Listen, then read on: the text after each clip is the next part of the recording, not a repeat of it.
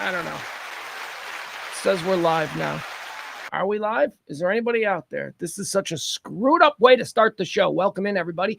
Pugs Moran. This is the noon rant. Nah, not noon. It's 2. I used to call it that. I don't know what this is. I also don't know what's going on with the chat room here. All right, hold on. Test. There we go. Anybody here? Anybody here? This was a messed up day. Usually the shows start at noon, but today I had some things I have to do. And tomorrow I think it's going to be a noon start. Tomorrow will be a regular high noon show. There's Peter. There's somebody. There's one person. I don't know why I said Peter that way. That was very disrespectful, and I do apologize. All right, we got Peter in the chat room. We got Taronda in the chat room, and that's it. That's it right now. I don't know what happened. I don't know how this show didn't get scheduled. I'm sure there's a very easy way for me to determine if a show got scheduled or not, but I don't know how to do that. Well, how would I do that? Would I go to one of my sports bras are here? Hi, CC. How are you? Here's what we do. We talk about the day. We talk about this day. We go into some history of the day. We talk about people having birthdays. We talk about people who died and whether or not we think they went to heaven or hell. Then we also do the hot topics, current events, and lifestyle stuff. And sometimes we just gather together a bunch of dudes and chicks, and we just talk about the world. We just talk about whatever's on the top of our head, like this. I don't even know, early going in the show, I don't even know if I want to offer this observation. I had 2 observations last night that I was like, yeah, what's that about? Let me share the first one with you. Lightning. We all know about lightning. It shoots from the sky. It starts houses on fires. It kills people.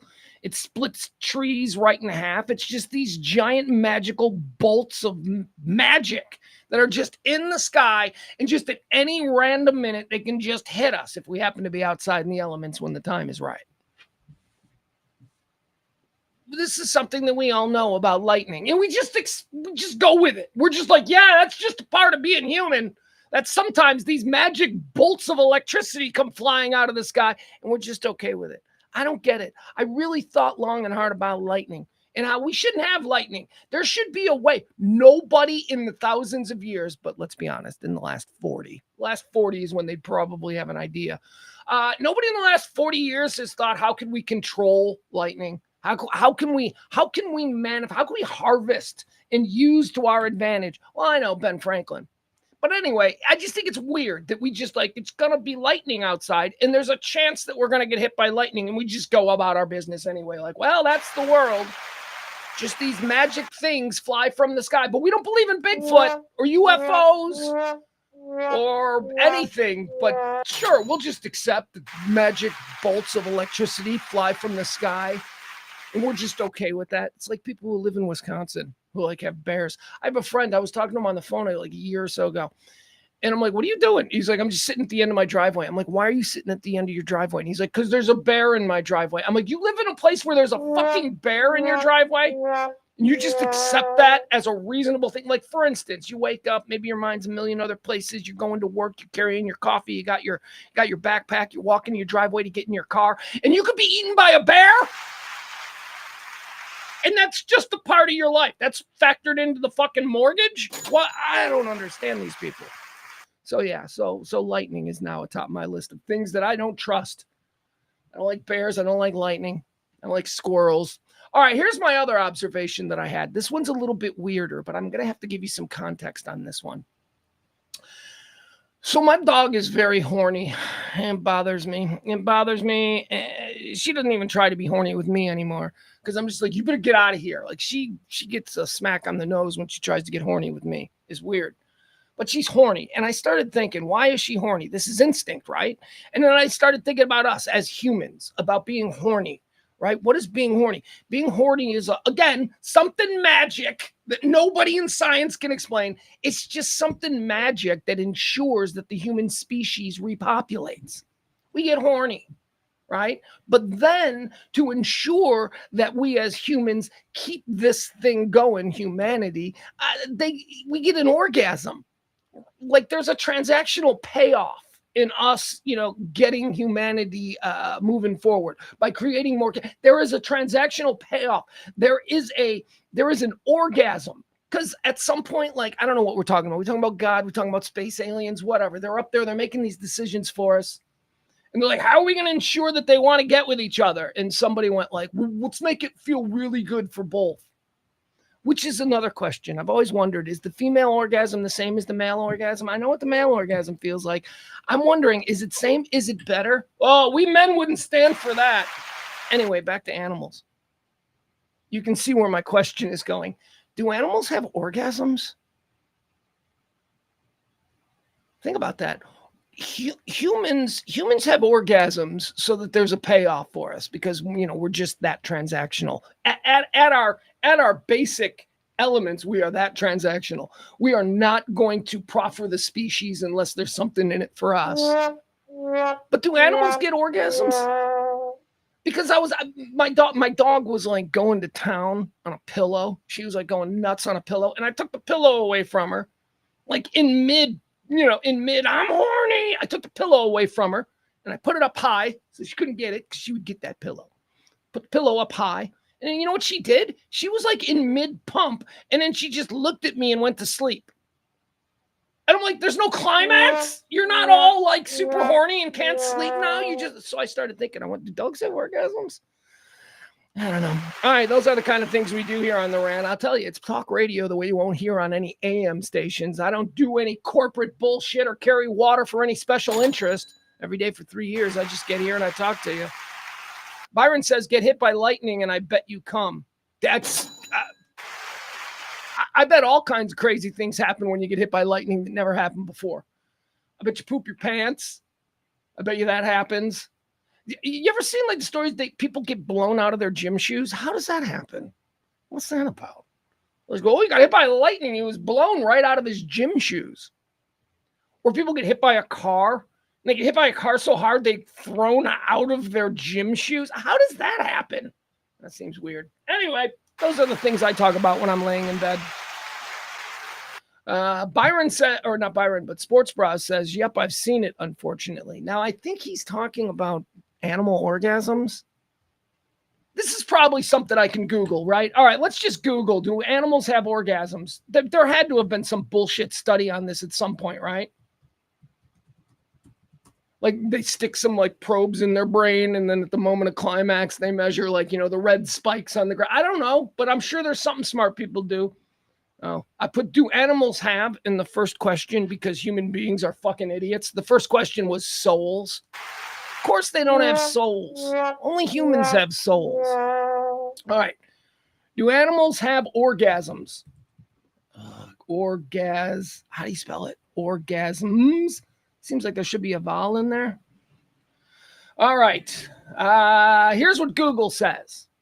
Yes to the question of do animals have orgasms?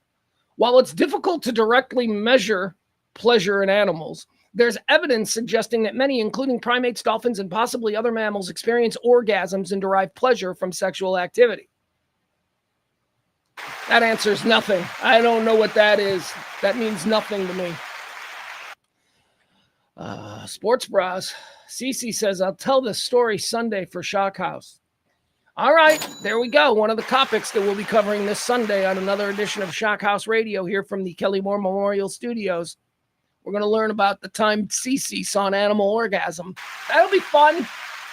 That'll be fun. So we've got that to look forward to.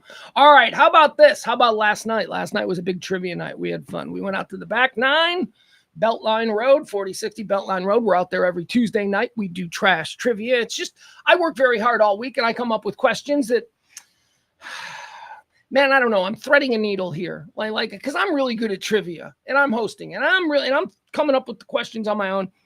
And, what I think is an easy trivia question is maybe not easy for like regular people sitting around in a bar eating some delicious wings and pizza and having a couple of beers. They don't need to be accosted with,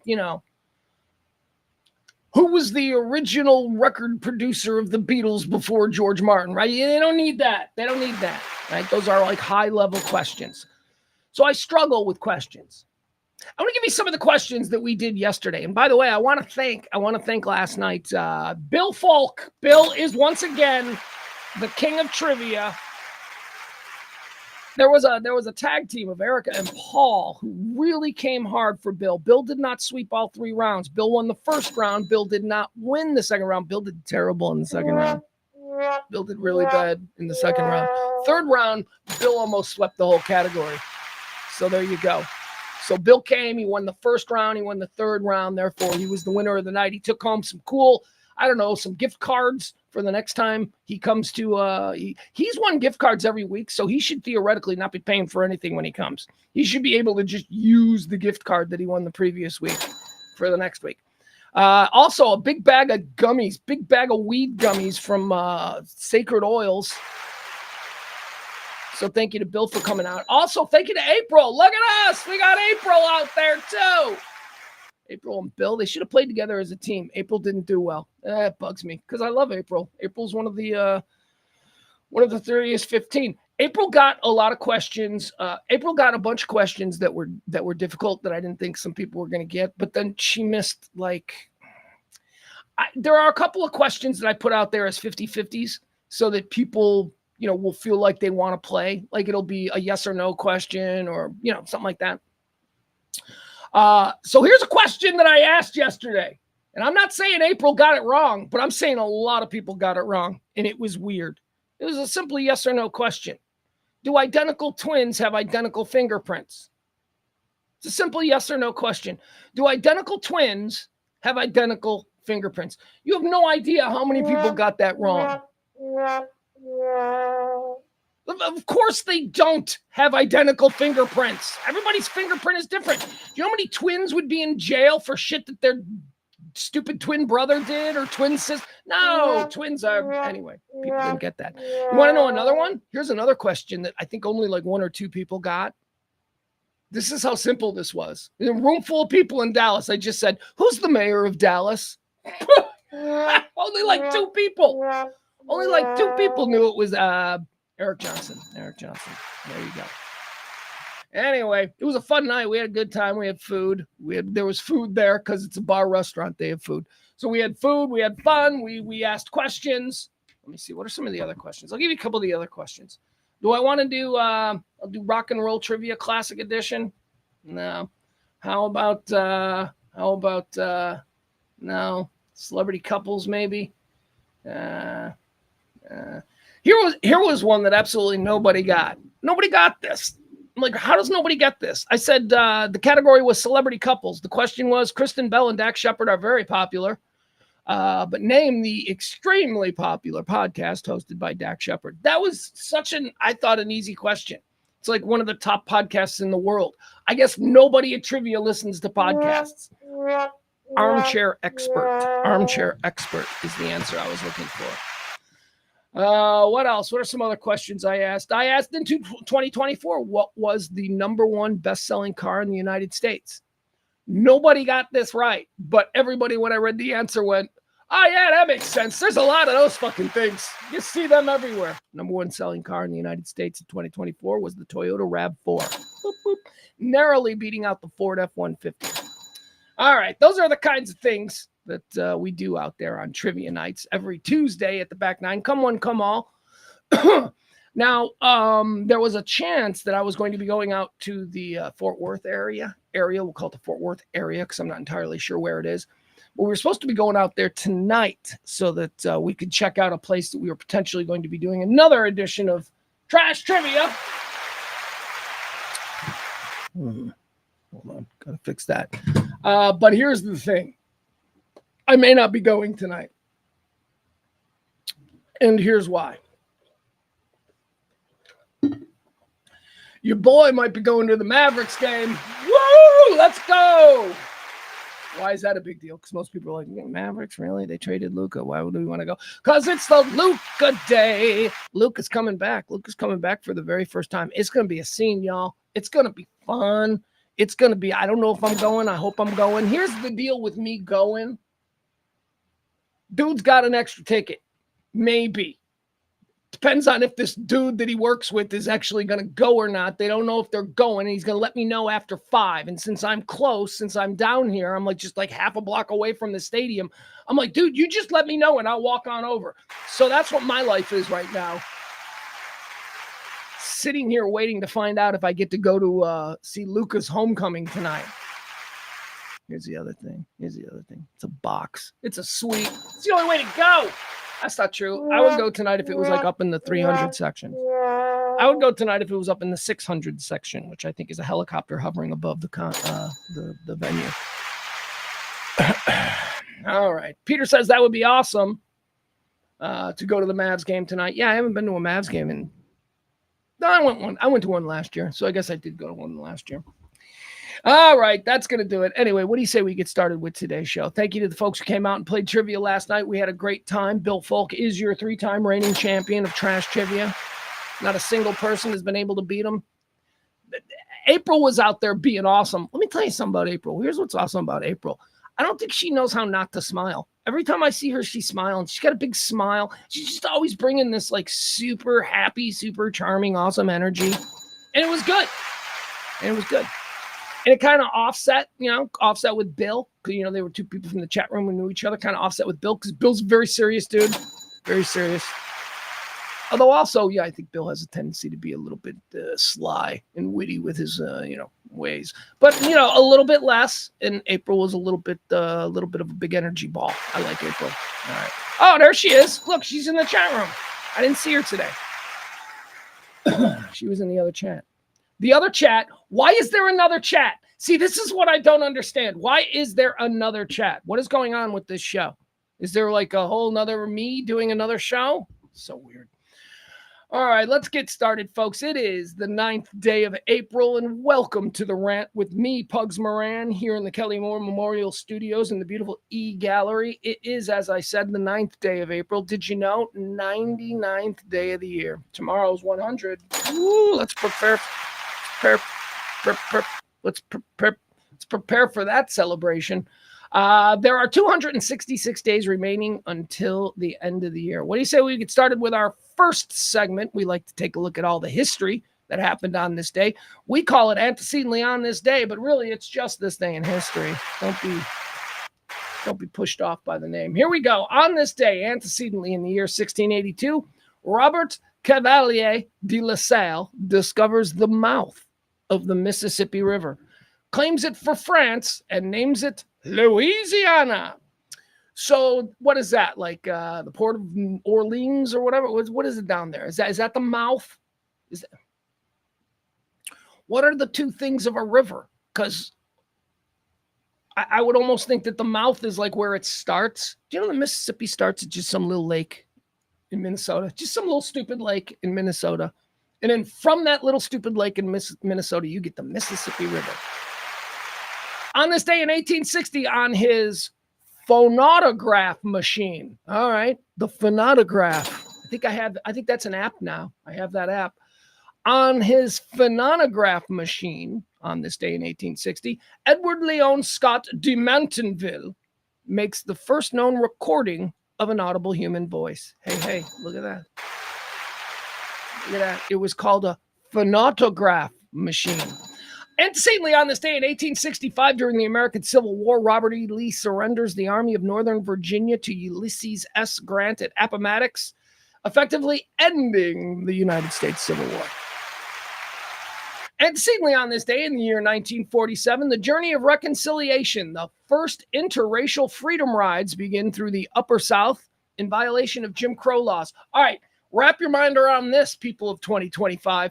So back in 1947, it was illegal to travel around the South with people in the car that wasn't the same color as you. Like if you were in a car with a black person, you were breaking the law. What was the point of that? Jim Crow, they had a bunch of dick laws. Just see, humans are just naturally, with the absence of love and kindness and decency and thoughtful consideration by those around them, in the absence of all of that, people just become assholes. Human default is just, I'm scared of you because you could take my air or whatever the fuck. Ugh. It was illegal to ride in a car with a black person. Anyway, 1947, people started challenging that. And I bet your grandparents or your great-grandparents were like, damn G's from New York coming down here challenging the way we don't want blacks and whites riding in cars. Ugh. People made bad decisions. Humans are just bad people. Antecedently on this day in the year 1959, Project Mercury. NASA announces the selection of the Mercury 7. The Mercury 7 astronauts.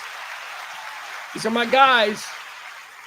All right, so who are the Mercury 7? All right, here you go. Here are the Mercury 7. You got Scott Carpenter. We'll call him Carp. You got Gordon Cooper. We'll call him Coop.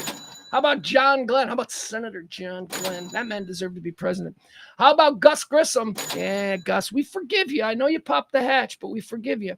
Wally Schirra, Alan Shepard, and of course, the sad story of Deke Slayton. Deke should have been an astronaut. Instead, he had a heart murmur, and he wasn't allowed to be. But Deke Slayton became the boss of the astronaut office, which was a big deal back then.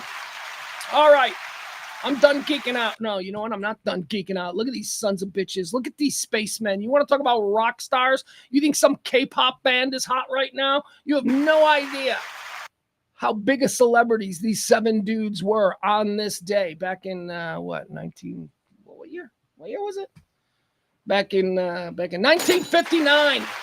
Look at them glorious sons of bitches in those absolutely ludicrous outfits. Those are stupid spacey uniforms. I don't know why they're silver. They're silver. But anyway, that's what we had.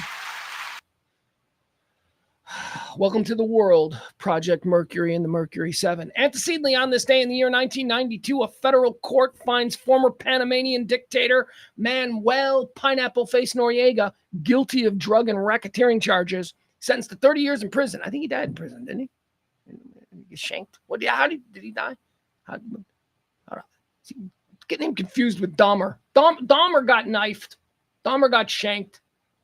I don't know. Pineapple Face probably just died of pineapple face disease. All right, I think that's going to do it. Yeah, that's it. All right, no more. Antecedently on this day is done. Let's talk about birthdays. These are people celebrating their birthdays today. Boom, get out of there. People celebrating birthdays today. Now, I don't know if for certain these are their days of birth, but, it's published reports, so let's go with it. Born on this day in 1926, Hugh Hefner. American publisher, founder, Playboy Enterprises.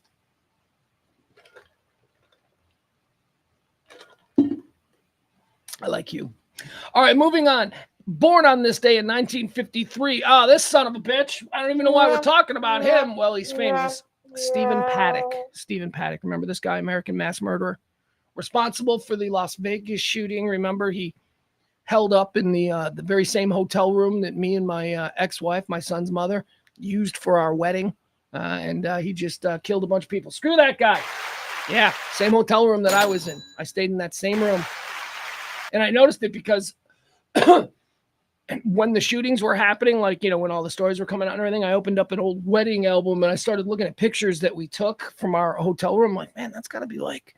And it turns out he's staying in one of the bridal suites because he wanted, the big fancy room. So anyway. All right, Stephen Paddock, screw him. Born on this day in 1953. Born on this day in 1954. How about a tremendously wonderful mid-range acting talent? All right? Mid-range. He's not a superstar, but he's done a lot of stuff. And I'm like, yeah, I like that guy. I really like his kid, his son. I really like. Happy birthday. Born on this day in 1954. Dennis Quaid. Dennis Quaid, American actor.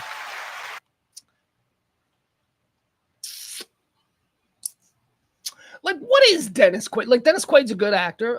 He's been in some good movies, right? He's kind of just like Kurt Russell. It was like, okay, is that Kurt Russell or Dennis Quaid? They're kind of like the same guy, clones. I don't want to get into my whole clone theory, but you people who've been with me for a while, you know where that goes.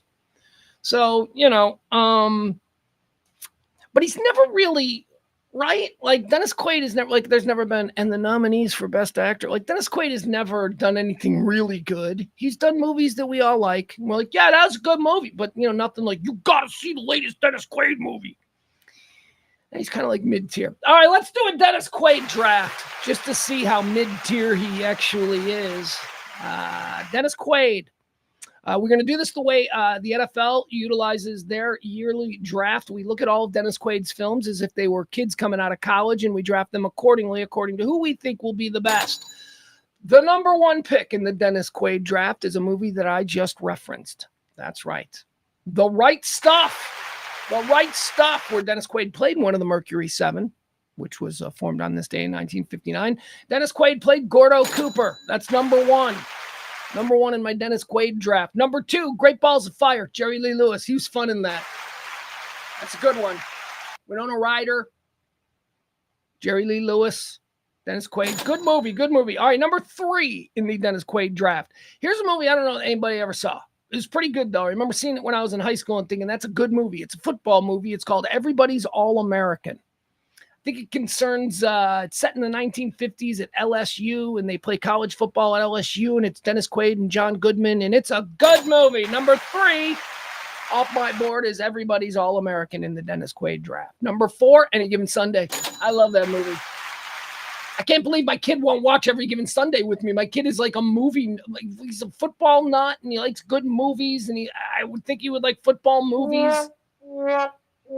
I've made him watch Rudy so many times that I think he's afraid that every football movie that I put on him is going to be another Rudy, and I don't know. Any Given Sunday. Number four in my Dennis Quaid draft. Number five is going to be Traffic. Traffic is probably the best film he's ever been associated with. Traffic.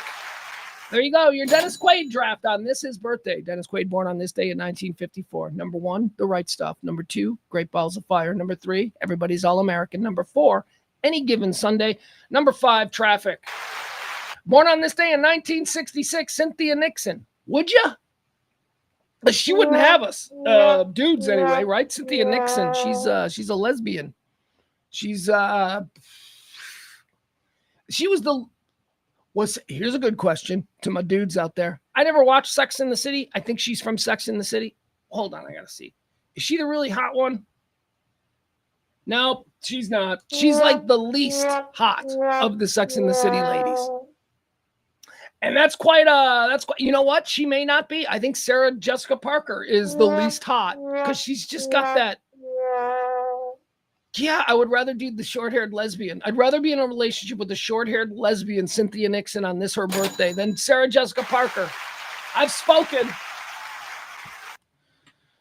Here's the question. Would I rather be in a relationship with Cynthia Nixon, who is a lesbian, who's not unattractive? But you know, I think about her. She's not attractive. She's attractive. She's cute. Would I rather be in a relationship with Sex and the City's lesbian Cynthia Nixon, or born on this day in 1974, super gross porn star Jenna Jameson? There was probably a 6-month window back in the mid-90s where I'd be like, yeah, Jenna Jameson's hot. And then, like, she just immediately went gross. Once interviewed Jenna Jameson. They brought her into our studio, and we were going to just have a conversation with her, but we couldn't even have a lucid... Look, I need to say, first of all, a lot of porn stars, I've interviewed a lot of porn stars, and a lot of them are really articulate, normal, fun people to talk to. You just have a great interview with them. They're fun. They're open. Then there's Jenna Jameson, who was an absolute train wreck. Slurring her words. It's like 10 o'clock in the morning. She's already fucked up. Yeah, Jenna Jameson, man. She made some bad choices. All right. World's most famous porn star, right? Wasn't she like the world's most famous porn star at some point? Jenna Jameson, born on this day in 1974. She's 51. Does that make her 51? Yeah. Born on this day in 1982, Jay Baruchel. Jay Baruchel is a Canadian actor. I love this guy. I don't know if you know who he is. Here, I'm going to show you who Jay Baruchel is because you should know who he is. He's terrific. I fell in love with him initially as, who did he play? He played I can't remember his name. You guys, any of you dudes into How I Trained My Dragon or How to Train Your Dragon? It was an animated show. When my kid was very little, we used to watch that movie, How to Train Your Dragon. And of course, the lead dude who was trying to train his dragon is Jay Baruchel. Jay Baruchel also was in a brilliant situation comedy that only lasted for about 3 seasons. It was on FXX. I don't know if you remember FXX. It's probably still a thing. I don't know. Now you can find it on Hulu. It's a situation comedy from what's his name? Frank Rich's kid. Frank Rich of the New York Times and the New Yorker and all that fancy stuff. His kid is a Saturday Night Live writer who then created this show for FXS starring Jay Baruchel and Eric Andre called Man Seeking Woman. That's what it is. Man Seeking Woman. It's hysterical. It is so funny. And it's got so many great cameos from big name, funny, well-known comedians. All right. Happy birthday, Jay Baruchel. You may not know who he is, but he's doing fine. He's got How to Train Your Dragon money. He's really close friends with Seth Rogen. They like grew up together. He was in, you ever seen that movie? The Seth Rogen, Evan Goldberg movie about the end of the world? Something like the end as we know it, the end is near, the end is now, the end is, hey, I don't know, whatever. So funny. Such a funny movie. He's one of the stars of that. All right. Happy birthday, Jay Baruchel, born on this day in 1982. Born on this day in 1990, Kristen Stewart. Kristen Stewart, of course, we all know Kristen Stewart from the vampire movies. She's the Twilight girl. That was the first time we ever saw her. She's done a whole bunch of stuff since then. And guess what? I think I kind of like her. Oh, my God. She's just got this bitch energy that I'm drawn to. She's got this sort of like mopey, don't even talk to me. I'm going to give you bad energy. Oh, she's got that. Here's why I'm attracted to that. I talk to this all the time. I like the bitch. Like if I see a girl at a bar who looks like she is giving off vibes that she does not want to be approached, I want to go try and make that chick smile. I want to go try and make her laugh. And I can do it because there's no chance of me trying to hook up with her because I don't look like I'm trying to hook up with her. I look like a, dude. Anyway, I like bitches. I like making bitches laugh. I like breaking the bitch. I like breaking the cold exterior. And I think that I could break our birthday girl, Kristen Stewart, born on this day in 1990. Born on this day in 1998.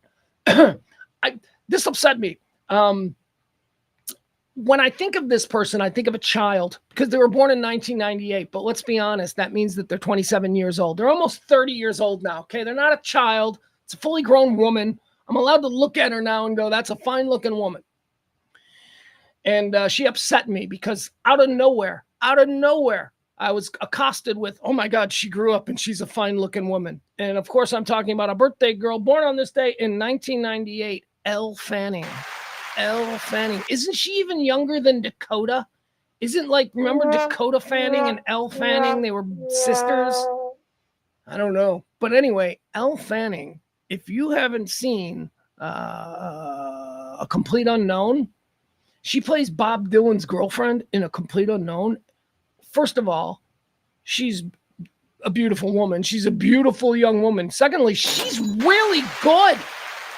She was really Elle Fanning, having a birthday today, 1998. Born on this day in 1999, Little Nas X. Who? Huge star like 2 years ago, 3 years ago, 4 years ago. Now I'm sitting here going, Little Nas X. Who? That's what's known as a fad. All right, 1 category. 2 categories are down. Now let's move into the 3rd category. We call this the deads. These are people who died on this day. We open up their life's resume and decide where do we think they went. They go to heaven or hell. All right, how about this guy? Dead on this day in 1926. Zip the Pinhead. Of course we got to look at this guy. Zip the Pinhead. Let's see who this is. He was a freak show star of his time. Zip the Pinhead. All right, let's see what he looked like.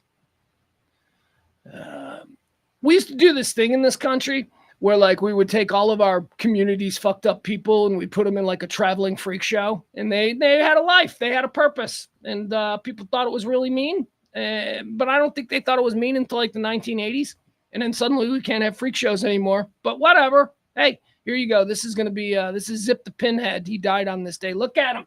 Yeah, we know him. We know him from the Guinness Book of Records. I don't know what. Can I have remember we used to see this guy in the Guinness Book of Records when we were kids? Remember being kids when the Guinness Book of World Records and the Book of Lists were that's all we had. That was our Wikipedia back then. Guinness Book of World Records and lists. All right, so here's Zip the Pinhead. He died on this day. Not even entirely sure what year. Hold on, let's see, what year did Zip the Pinhead die?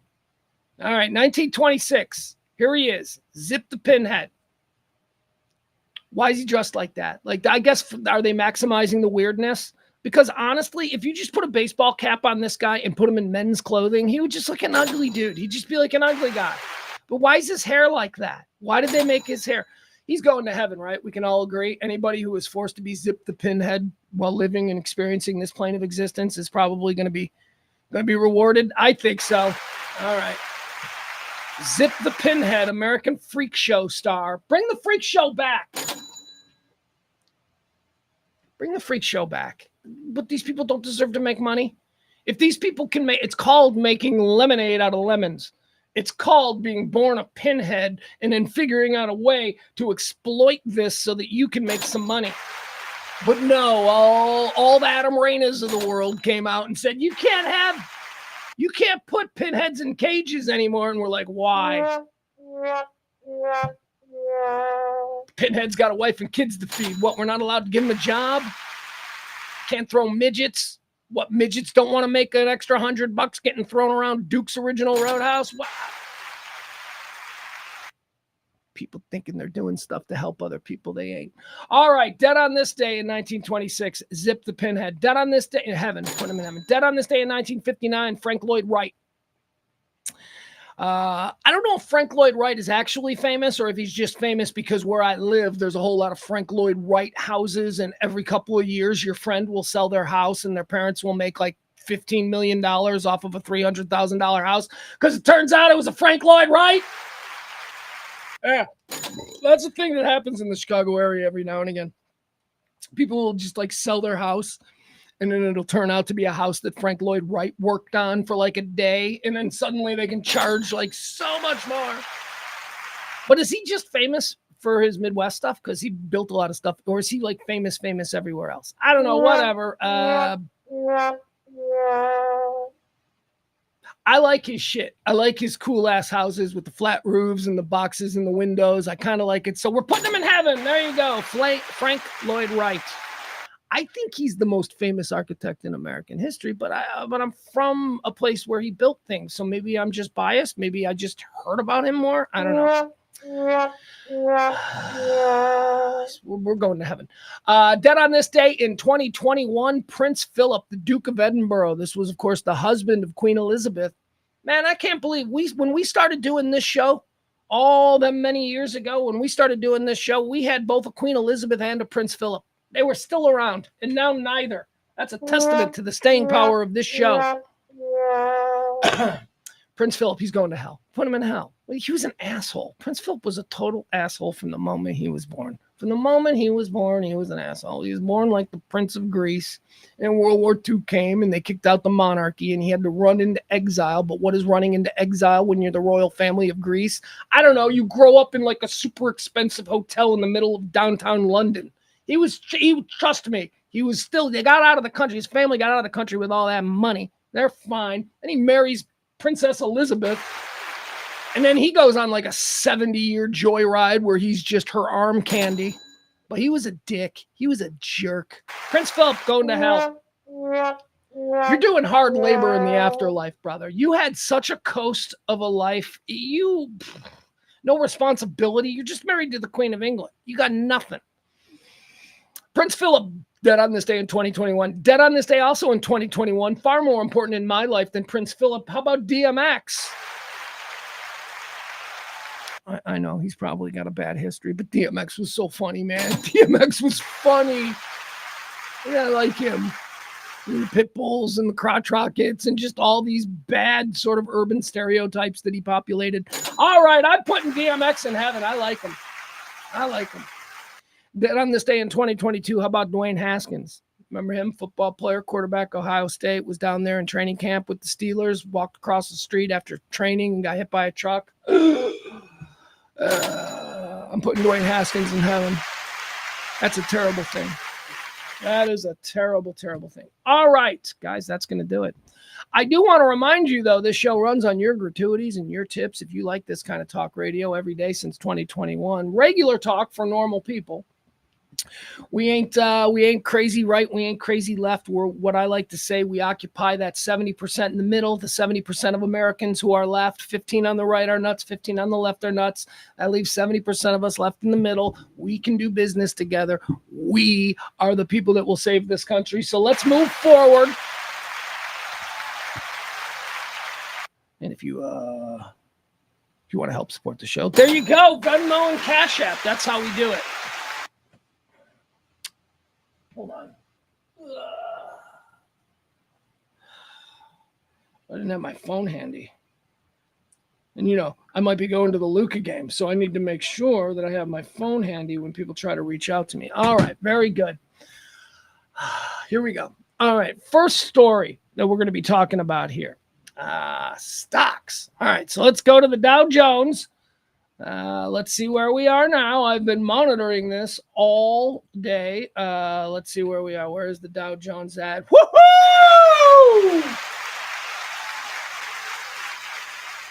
We're in the green, bitches, and we're back over 40. That's right, $40,519 in new money made today. The Dow is up 2,800 points. Oh, look, everybody, if we're going to pearl clutch when it goes down that much, you got to at least point out, here we go. Long story short, none of it means anything. This is called chaos. This is called unpredictable whatever. So this morning started out in the positive by about 9:15. I want to say the Dow Jones was at plus 150. You're looking at that. You're like, okay, stabilizing. Very good. Very good. Go Team America and all that stuff. Then it started to get a little volatile. And then it started dropping. Then it dropped down by like 11 o'clock to 300, minus 300. And then it started to come back up. And then it got over. It got over the green right about noon. And then there was the big tariffs announcement. The big tariffs, we'll get to that next. And the Dow Jones has been rallying. It has been surging since 1 o'clock, since the Trump administration.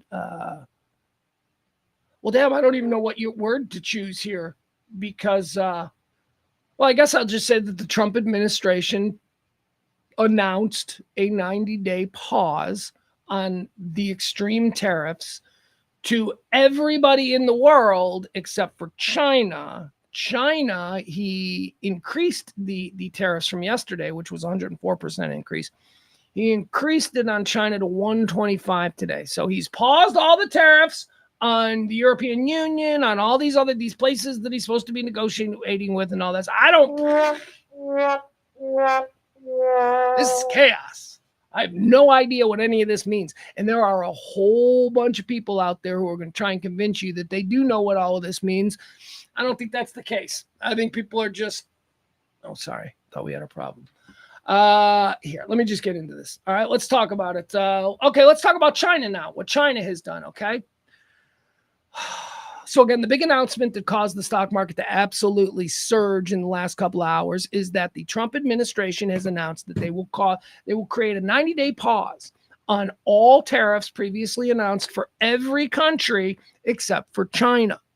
Okay, China is the only one. China, their tariff rate had been raised to 104% 24 hours ago. Now, upon announcing the pause in tariffs to every other country, Trump said, oh, yeah, there's one more thing. We're now going to even do China more. So now China's up to 124% rate. I'm not going to sit here and pretend that I know how to explain what that all means. I think we all understand it in an incredibly rudimentary way, but, none of us are economists. So some people are saying, right now he backed down, he caved, he has no plan. He's all over there's a lot of people saying that. Then there's a lot of people on the other side that are saying, this was all part of the art of the deal, baby. So I don't know. And we don't know. And we won't know. And I keep saying, we're not going to know what any of this looks like until we're a couple of months out. So I keep throwing this mythical date of June 1st. Let's look at what the American economy is doing in June 1st before we decide whether or not he's a fucking genius or a monster who didn't know what he was doing. It'll be June 1st. Because honestly, if he does have a plan and he's making like he's got a plan, but everybody else is like, he's got no plan. If he's got a plan, he won an election. He didn't lie about any of this. He said he was going to do all of this, and we elected this. So, shut the fuck up. Sorry.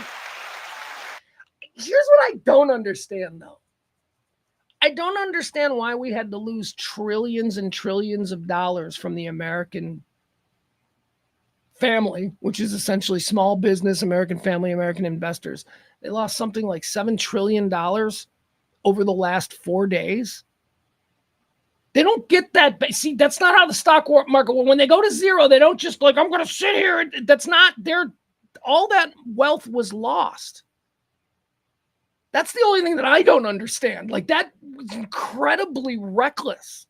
China, for their part, China has now announced retaliatory tariffs because of the 104% increase announced by us yesterday, and now 124% increase announced by us. Europe this morning, the European Union, they're brokering deals amongst themselves to essentially cut us out. And I think it was Spain who announced that they've formed a new alliance with China to handle this whole tariff thing. So those are some of the things that the other countries who have been affected, those are some of the things that they've done. Hours after this European thing where the European countries said, okay, here's what we're going to do. Hours after they did that, all of the other tariffs were paused. So I don't know if that was an effect. There are certainly people on the left who don't like Trump, who are telling you that Trump just got brought to his knees by the Europeans after one meeting. And okay, if we're going to say that, yeah, he's caving because, he flinched or he blinked. Okay. But also you still got to say, maybe he's got a plan. Maybe that was part of the plan. I don't know. And I'm not trying to play this both ways. What I'm trying to do is be as honest a broker about all this as possible. None of us are apex stock traders. None of us. There's like 30 of us here. None of us. And serious, if any of you are and you haven't fucking tipped this show like $1,000 at least once, fuck you. Get the fuck out of here. No, we're all regular people. China has announced that it will impose now a 90% levy on all U.S. goods starting Thursday. This comes after U.S. tariffs of 104%, now 124%, on Chinese imports took effect shortly after midnight. The European Union this is the deal I was telling you about, what the European Union did today. The European Union has also approved its first set of tariffs on the U.S. Set to start on April the 15th. What do we get from Europe? I know we get everything from Asia. I know we get everything from China. And I know we get a lot of stuff from like South America and Central America. Slave nations. We get all of our consumable goods from those kinds of people. We don't have any moral objections to it because we like low prices and Walmart is fucking great. So that's what we do. What do we get from Europe? What are we tariffing Porsches? Okay, I don't care. What do we get from Europe? We don't buy, there are no affordable European cars. It's not like we buy Hondas and Japanese and Toyotas from Europe. Every car they import to us is some stupid rich person car. What else do we get? Wine? Oh, fuck off with that. California makes great wine. We can live without your wine. I don't understand what Europe actually gives us. But also, I am open to the idea that I'm fucking stupid and that just because I don't understand what they give us, that just means that I'm ignorant to what Europe actually gives us. I don't know. Personally, I would think that if I had anything in my house that was like from Europe, I'd be like, oh, getting fancy. You know what I mean? Like, it seems like this is European cheese. That sounds like it would be more expensive. So I don't deal with any European products. China, everything comes from China. Hell, I was looking at this the other day. I've got strawberry jelly. I got strawberry jelly in my refrigerator that's from Egypt. What the fuck is Egyptians doing making jelly? It's like some store brand jelly that I bought. And I look at the back and it says, well, this is a product of Egypt. I'm like, what? We can't make strawberry jelly here? Well, we could, but it would be $7 a jar. We like cheap stuff. So I don't know, man. China's going to be the one that's going to hurt the everyday American. Just give that a couple of weeks. Let's see how that shakes out after Everything at Walmart is now like $3-4 more. It's not going to be fun. United States tariffs on imports from other countries also took effect. Canada reconfirmed on Tuesday plans to put into effect 25% retaliatory tariffs on United States-made vehicles. I don't know what any of this means. I didn't even know we still made vehicles here. I mean,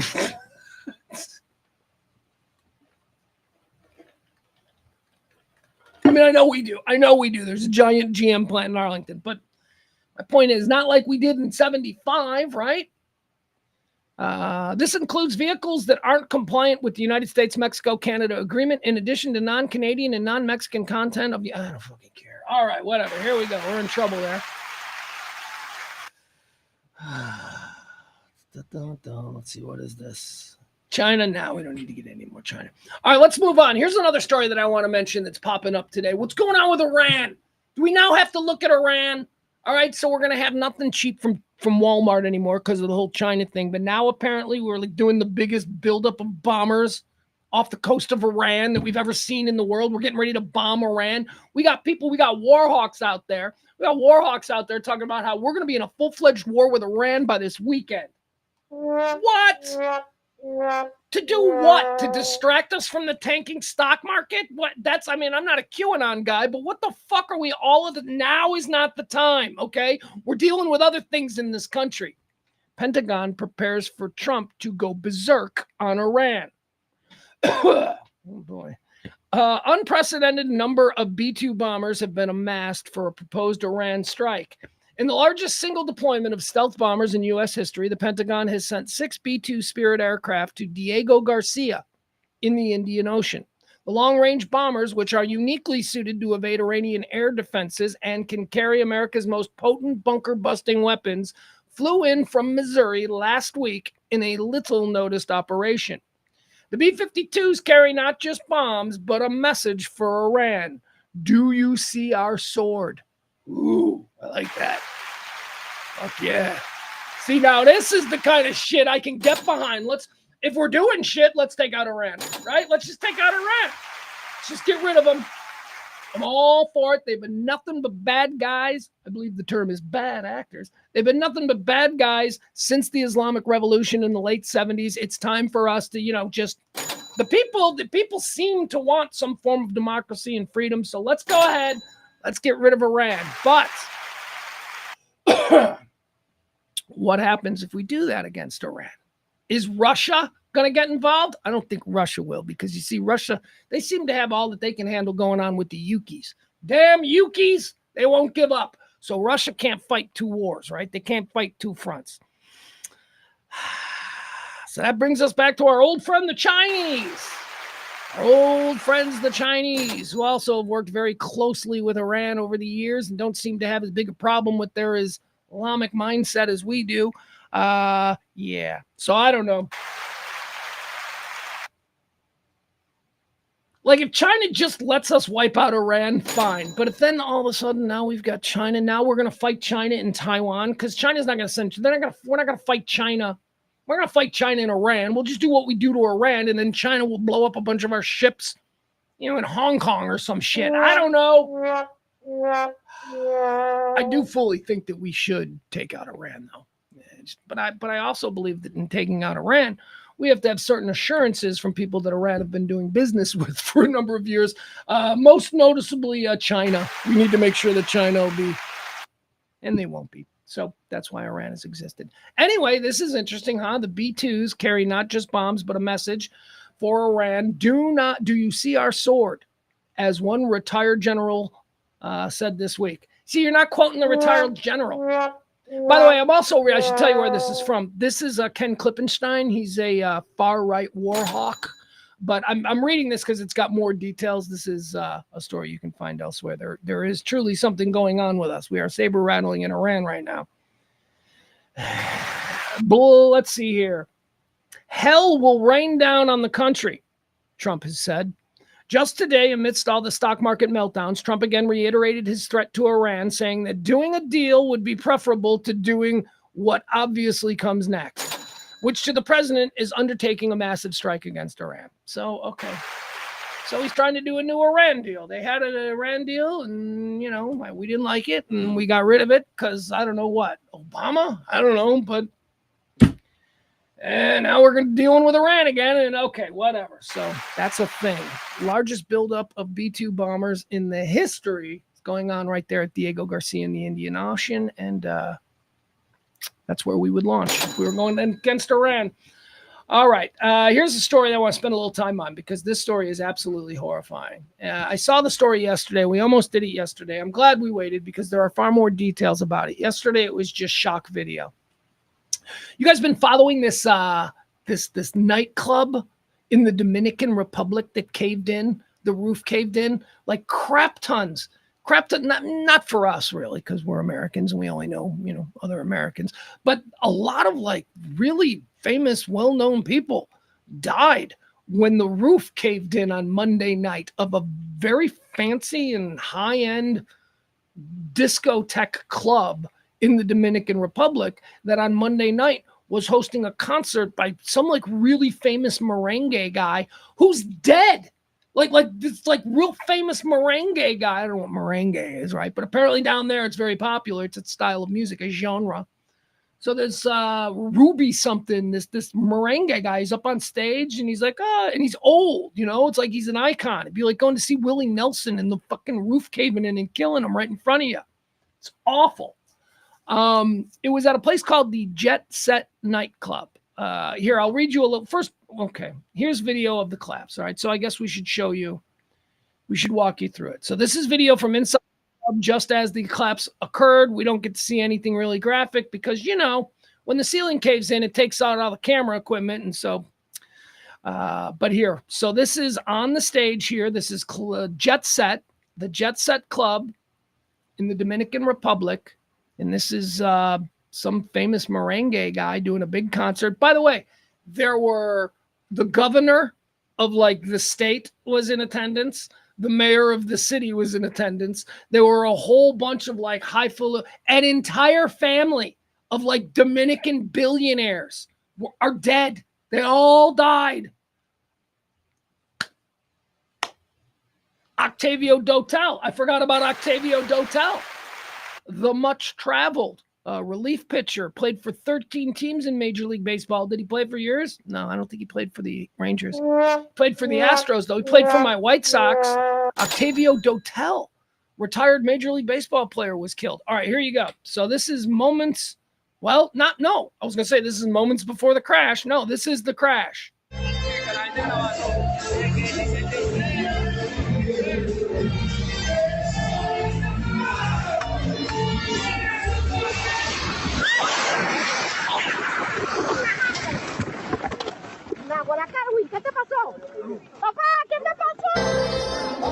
All right, here's another view. All right, this one is interesting. This view here is interesting because I guess the roof starts to cave in the middle and you see all of these people on the dance floor or wherever they are in the club. They begin to move. They begin to run from where it seems to be caving in.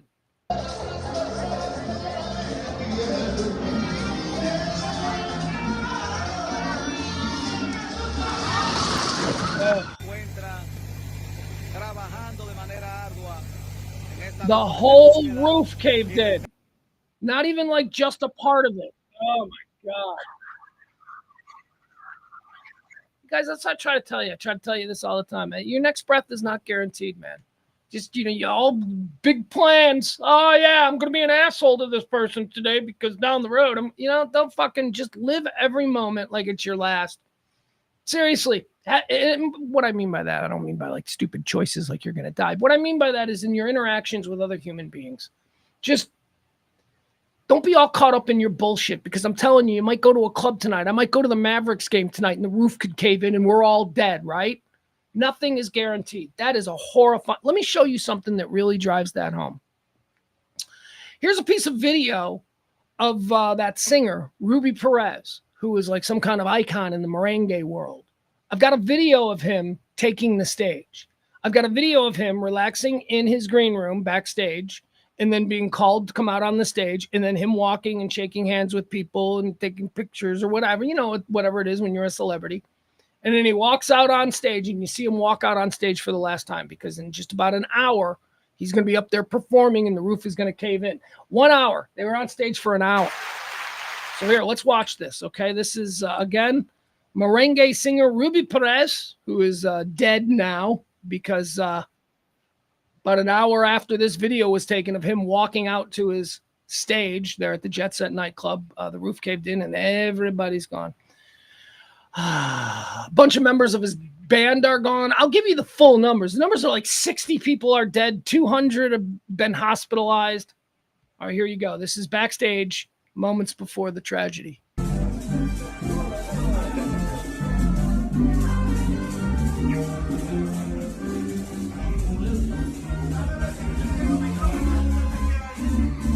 So that's him sitting there. Kind of looks like Anderson Silva. I don't know if you know Anderson Silva, the MMA fighter is, but he kind of looks like Anderson Silva.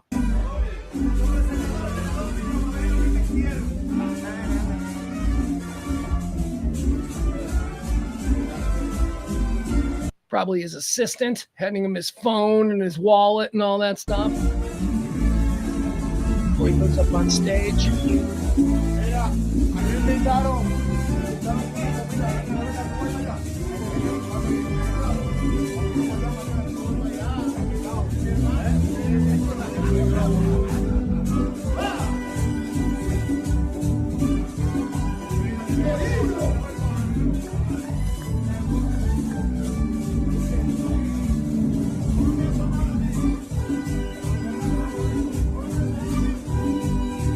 Not a care in the world.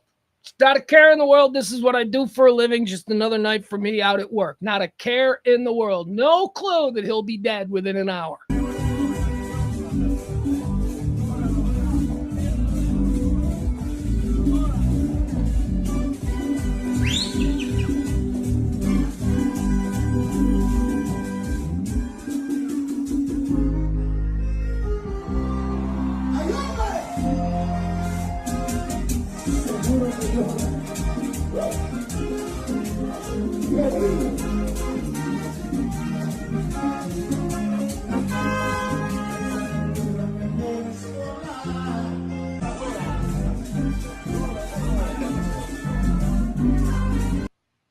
Wow. All right. Well, that guy would die in about an hour. We just saw the video of him on stage. All right. So here are the details of what happened. The Jet Set nightclub on April the 8th, 2025, the roof collapsed at the Jet Set nightclub in Santo Domingo, the capital of the Dominican Republic, during a live music performance. The disaster resulted in oh my God, excuse me. I way downplayed the number. The disaster resulted in at least 124 deaths and 160 injuries and necessitated the medical evacuation of more than 150 injured individuals.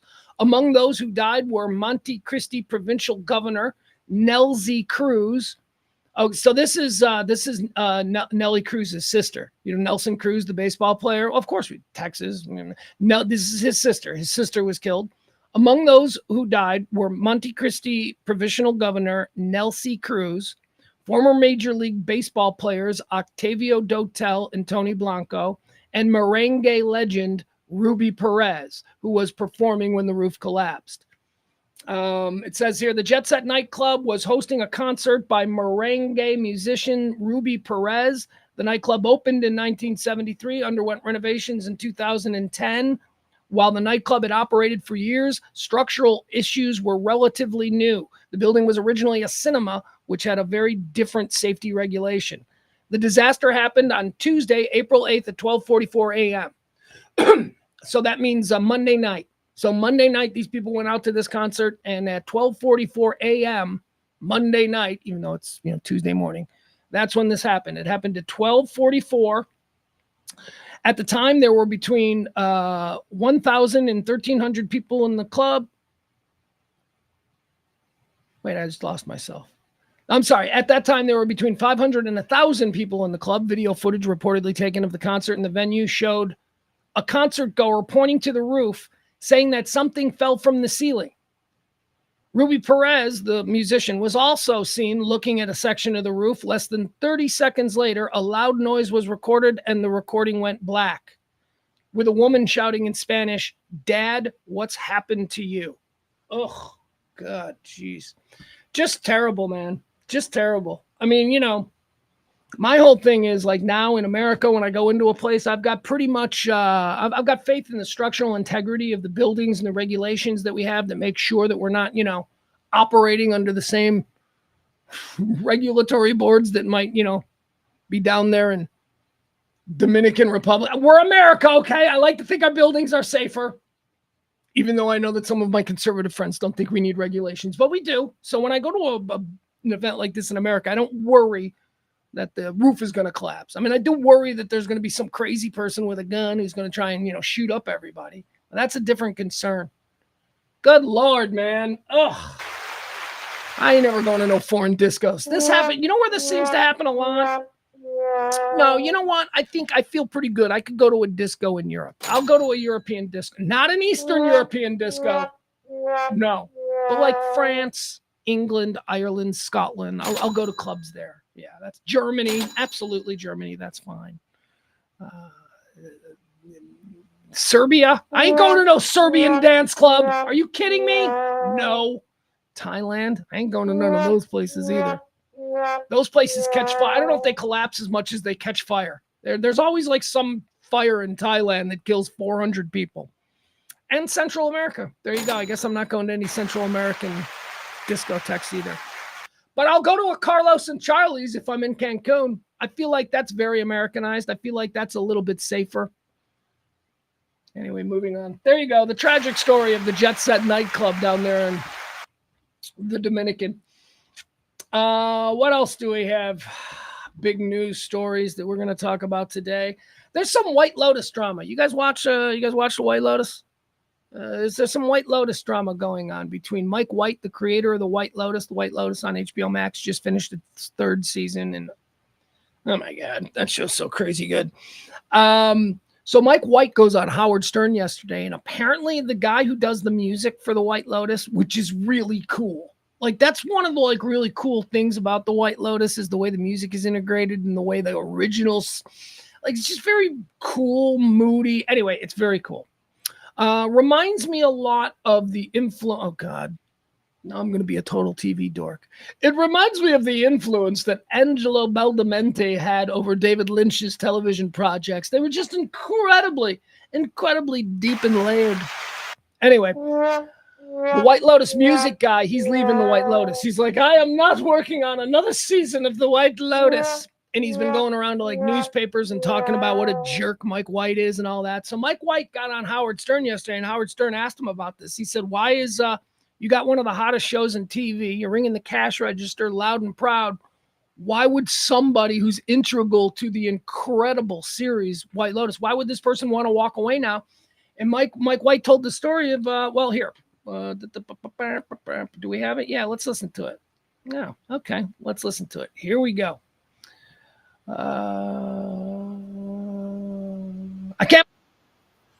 Here we go. But the guy. Oh, what the hell just happened there, Mike? The music is great on the show, but the guy who makes the music was giving you a hard time. What happened there? Oh, man. I honestly don't know what happened, except now I'm reading his interviews because he decided to do some PR campaign about him leaving the show. Yeah. And reading the interviews, I just realized he, I don't know. I just don't think he respected me. He, wants people to know that he's edgy and dark, and I don't know, I watch reality TV. I don't know what he's... But so, yeah, so I realized, because we never really even thought. I don't know what he's talking. He's supposed to be confused. First of all, I just want to say this. Mike White's White Lotus isn't edgy and dark enough for you. It's like one of the edgiest. We watched a brother jerk another brother off. What do you mean, you fucking weirdo musician? It's not edgy enough? Ugh. Yeah. There was a weird momentary incestuous subplot that emerged in this season of The White Lotus, which I did not like, but there it is. You did. I don't know. I watch reality TV. I don't know what he's. But so, yeah. So I realized because we never really even thought. I don't know what he's talking. He's supposed to be feuded. I don't think I ever had a fight with him, except maybe some emails. I knew he was not like a team player and that he wanted to do it his way or whatever, but I was thrown that he would like go to the New York Times to shit on me in the show like 3 days before the finale. It was like kind of a bitch move. He'd won Emmys, and I don't know, he had his song go viral, and so he just did not want to go through the process anymore. He didn't want to get notes from me. He didn't want to go to spotting sessions. And he would just always look at me like he always had like this like contemptuous like smirk on his face whenever he was dealing with me, because I just think he thought I was just a chimp or something. I don't know. Why quit a smash hit show because you got some notes and some differences? Just fucking work it out. Oh, well, there you go. All right. God, this season of White Lotus was so good. I don't know if it's the best season. I don't know. I have to go back now and watch season 1 and season 2, but season 3 was very, very fulfilling. Walton Goggins and that Amy Lee, I've never heard of this actress before. Amy Lou Wood. She's this British actress, a little young 20-something British actress. She played Walton Goggins' girlfriend in this season of White Lotus. God, she is fascinating. I can't stop thinking about her. She first of all, she was such an incredibly interesting character, but also super fucked up British teeth. Like, it's such a weird thing. Like, it's almost like it was done on. I thought she was wearing prosthetic teeth. I'm like, oh, they are making this actress wear jacked up teeth. I don't know, to make the character more interesting, right? She's an English girl and she's like super hot until she smiles, and then you're like, oh fuck, England, socialized dentistry or whatever the problem is there. But she's got like big giant horse teeth and they're like spaced out, and when she smiles, she's like it's very weird. So weird that I thought it was fake. Right. And then she's with Walton Goggins. We all know Walton Goggins has a giant horse mouth. He's like this big giant. You could show a drive-in film on his teeth. That's how big Walton Goggins' face is and teeth. Anyway, Amy Lee Wood, turns out those are her real teeth. She is a real actress and she's getting work. Look at here. I'll show you. All right. I guess if you don't know the White Lotus, you're like, what is he talking about? Here's the point, all right? Don't get lost in my little, I get distracted by her teeth. Don't get lost in that. Because the whole point is that she's like really hot. She's like the character is so great. And you're like, well, if she was in a bar and she smiled at me, I'd walk the other way. But if I was forced to sit with her in that bar and hang out with her for a night, I'd try to take her home because she was super cool. She was like a super... And her body's hot and her personality's hot. Anyway, it's very weird. Let me show you her. I'll show you what I mean. I've never heard of this actress before, but I think she's going to be a big star now. I think she's going to break out from this. And if you think I'm crazy, like, oh, people don't break out from that. Dude, Sydney Sweeney broke out of the first season. All right, so don't tell me. Here she is. Oh, is this from Late Night with Seth Meyers? All right. Check this chick out. Because based on our rules of pretty people are only allowed to be famous, she's kind of testing that with these teeth. But she's going with it. Again, maybe it's a Barbra Streisand thing. Barbra Streisand was told from the minute she set foot on stage that she needs a nose job. Barbra Streisand the whole time said, I'm not going to get a nose job. And guess what? It turned out to be her brand. I think Amy Lee Wood. So check this chick out. Anyway, she's wonderful. She's a wonderful actress who I just discovered. And she's got very non-traditional actress teeth. Here we go. She's starring in The White Lotus. Our next guest is a very talented actress you know from the show Sex Education. She's starring in The White Lotus, which airs its highly anticipated season 3 finale this Sunday at 9 p.m. on HBO and streams on Max. Let's take a look. So the most important thing is to take everything very slow. Just clear your mind of everything else.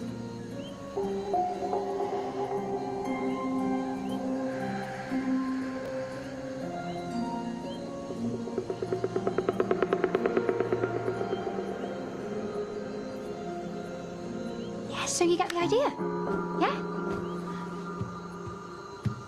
Please welcome to the show, Amy Lou Wood, everybody!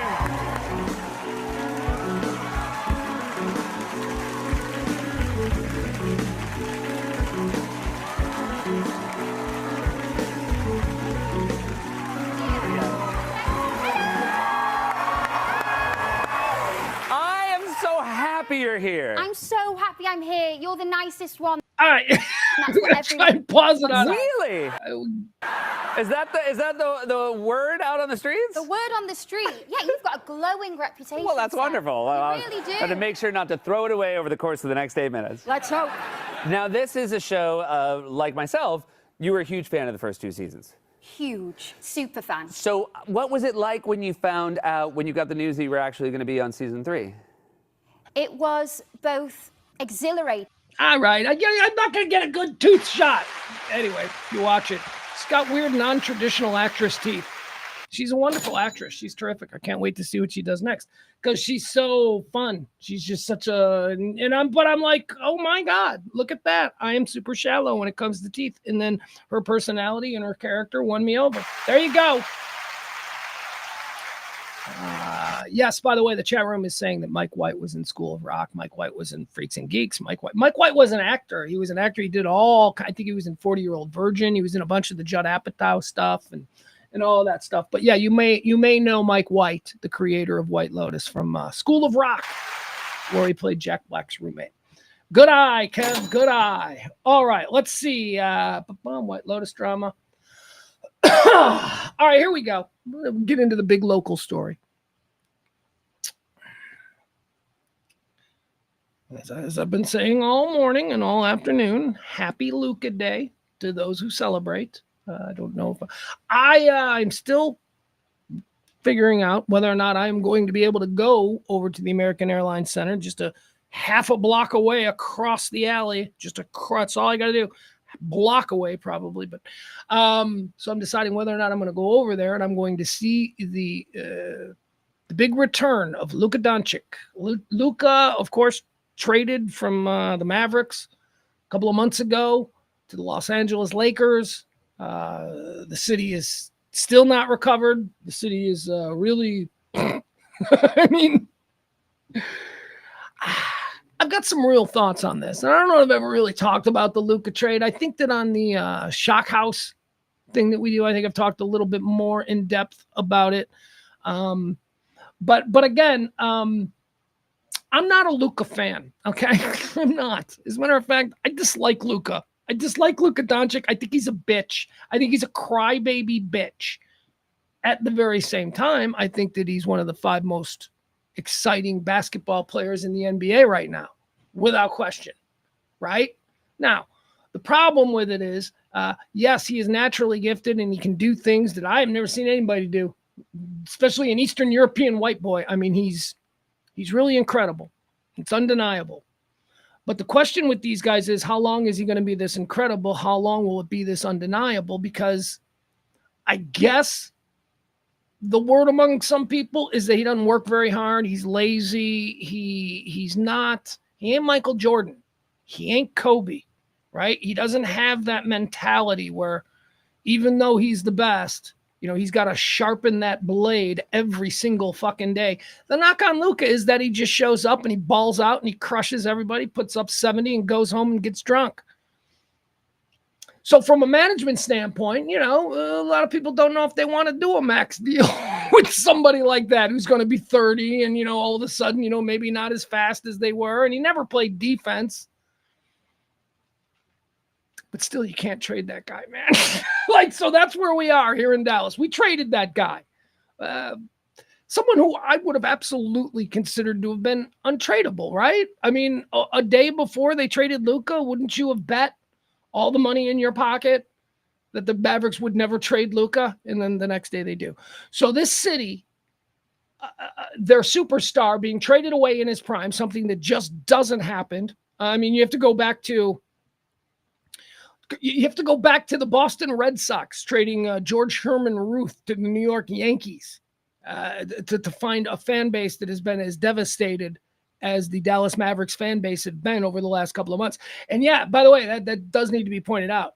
Boston was devastated when Babe Ruth was traded to the Yankees. Boston hated the Yankees. And Boston also knew they had the best star in the game. Babe Ruth was already an emerging superstar when he played for the Boston Red Sox.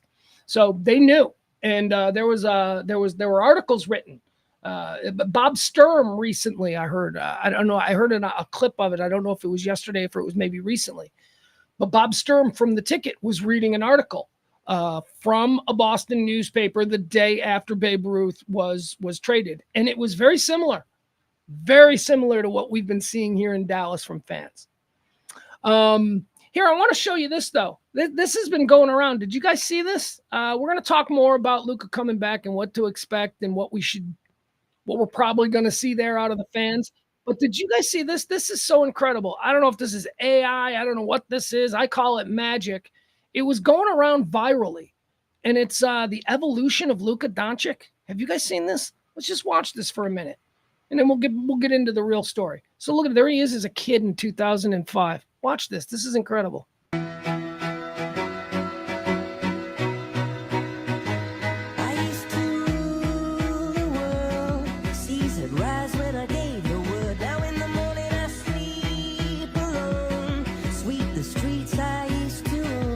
Man, let me tell you something. When he's not fat Luka, look at this dude, man. This is a boy bander. This guy could be an NSYNC. This is a good-looking kid. Good-looking, young, all the talent in the world. Ugh.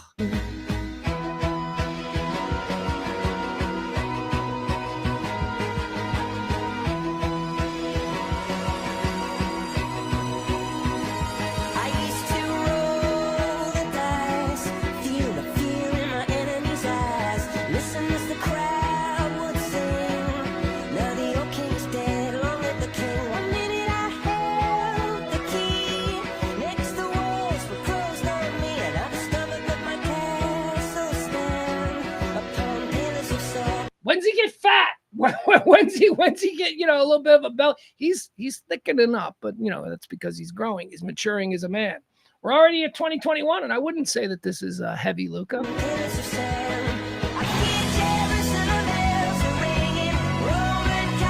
right, now, so, okay, maybe getting a little heavy here. I'm seeing a little flesh moving around as he's running, but again, that's AI. I don't know what I'm looking at.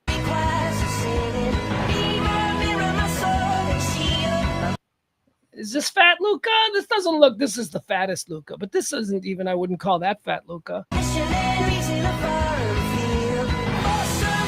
whatever. Look at that, huh? All right, so that's what we're going to see tonight there on the floor at the American Airlines Center. Luka Doncic will make his big return to his home.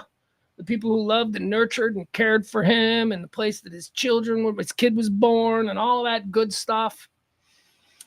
So how are we going to react? Let's see. Let's get rid of this. Where is it? The magazine. Yeah, there it is. I want to pull from this. Saw this was posted earlier today. Jake Kemp, who's of course part of the Dumb Zone. The Dumb Zone. Check him out. He's also a writer, formerly of The Ticket. Yeah, you guys, look, if you don't know who he is, it doesn't matter. He's really great. He's really good. I love what he does. He's so talented. Anyway, he wrote a really interesting piece today for D Magazine about the return of Luka, and I thought maybe we could go through that. Let's read this. I won't read the whole thing. He's a terrific writer, but I don't want to, I don't want to bore you with it. Go read it yourself. Okay, there you go. He makes some very interesting observations about he as a Dallas Mavericks fan and about Dallas Maverick fans in general, and how, and this is what I want to talk about, and how being a fan in Dallas is a little bit different than being a fan in other places. Here's what Jake writes for the Dallas, for D Magazine. Welcome to the confessional room. I'm going to let you in on a little secret, one that listeners of the show I co-host are well aware of. I sometimes wish I had been born in Philadelphia. As a Philadelphia sports fan. I know, it's bad, but I'm trying to be honest and vulnerable with you. So just give me a second. He says, this isn't something I felt as a youth when the Cowboys were throwing parades, not only because the team was winning, but because I would watch the celebrations on television and it looked like pandemonium. Every adult I knew was obsessed with the Cowboys, I thought, and that worked out well for me. Owner of a lunchbox with an image of the triplets on it. It wasn't until I was probably a teenager that reality started to sink in. Oh, we are thought of as one of those sports towns. Fair weather, soft, all sizzle, no substance. It took me a second to put all this together. We are a metropolis of sprawl, of transplants. We lack a robust public transit system to games to get rowdy aboard. Our stadiums are not in bustling, walkable areas, limiting the said rowdiness. Then I learned what pregame and stadium experiences were like in Philadelphia. It was like I was watching a different sport, one much more akin to the college game. I would hear about opposing team buses getting pelted with objects, and I wanted to be a part of that. The fans truly seemed to live and die with their dream in Philadelphia. The same could be said for Pittsburgh, Buffalo, Seattle, Green Bay, and a handful of other NFL cities. And then you start to learn about how sports works in the rest of the Western world, particularly European soccer, where supporters groups are akin to labor unions, collectively wielding power and making their voices heard. But the Philadelphia example has always been front and center for me, as we probably see as many of its games of any team not named the Cowboys. I'm not saying it's impossible that the Philadelphia team would have done what the Mavericks did in trading away the city's favorite son, but it's as close to impossible as possible. Why? Because 76ers fans would have rioted. Quite literally, their home games would have seen interruptions during play for weeks. And I genuinely believe that there is a chance that the 76ers organization would have had to consider playing a couple of games without fans. Now, obviously, the financial considerations would have been steep, but I think their hands would have been forced. You don't become a respected voting bloc without there being a little bit of fear about how you're going to react. All right, so this is Jake Kemp writing in D Magazine about the Dallas fan base's reaction to Luka.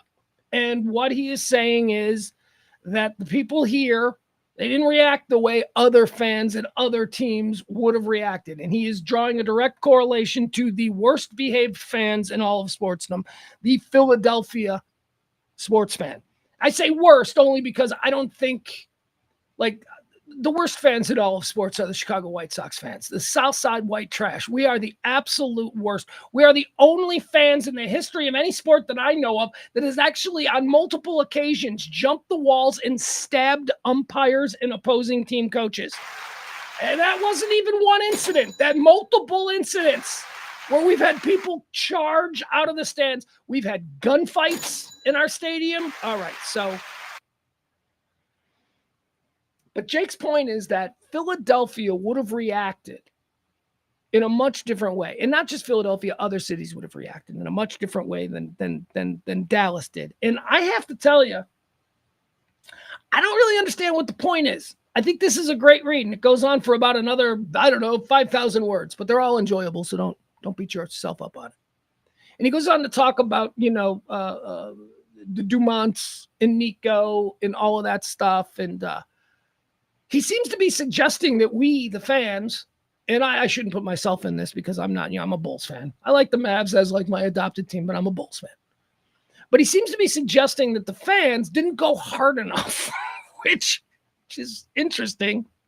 I mean, a lot of people made some hay and got a bunch of clicks by doing little viral videos, but there were no mass gatherings. Was there any point where 30,000 people gathered in Victory Plaza chanting Fire Neek? I mean, I didn't see that. But the point that Jake raises in this D Magazine article is that you would have seen that elsewhere. And I fully agree with him. You would absolutely have seen that elsewhere. Now, I don't know what it is about the Dallas sports fan, but I have always said that Dallas sports fans are some of the most mercurial and disloyal sports fans I've ever seen. There are people who are still walking around saying that they will never root for the Mavericks again.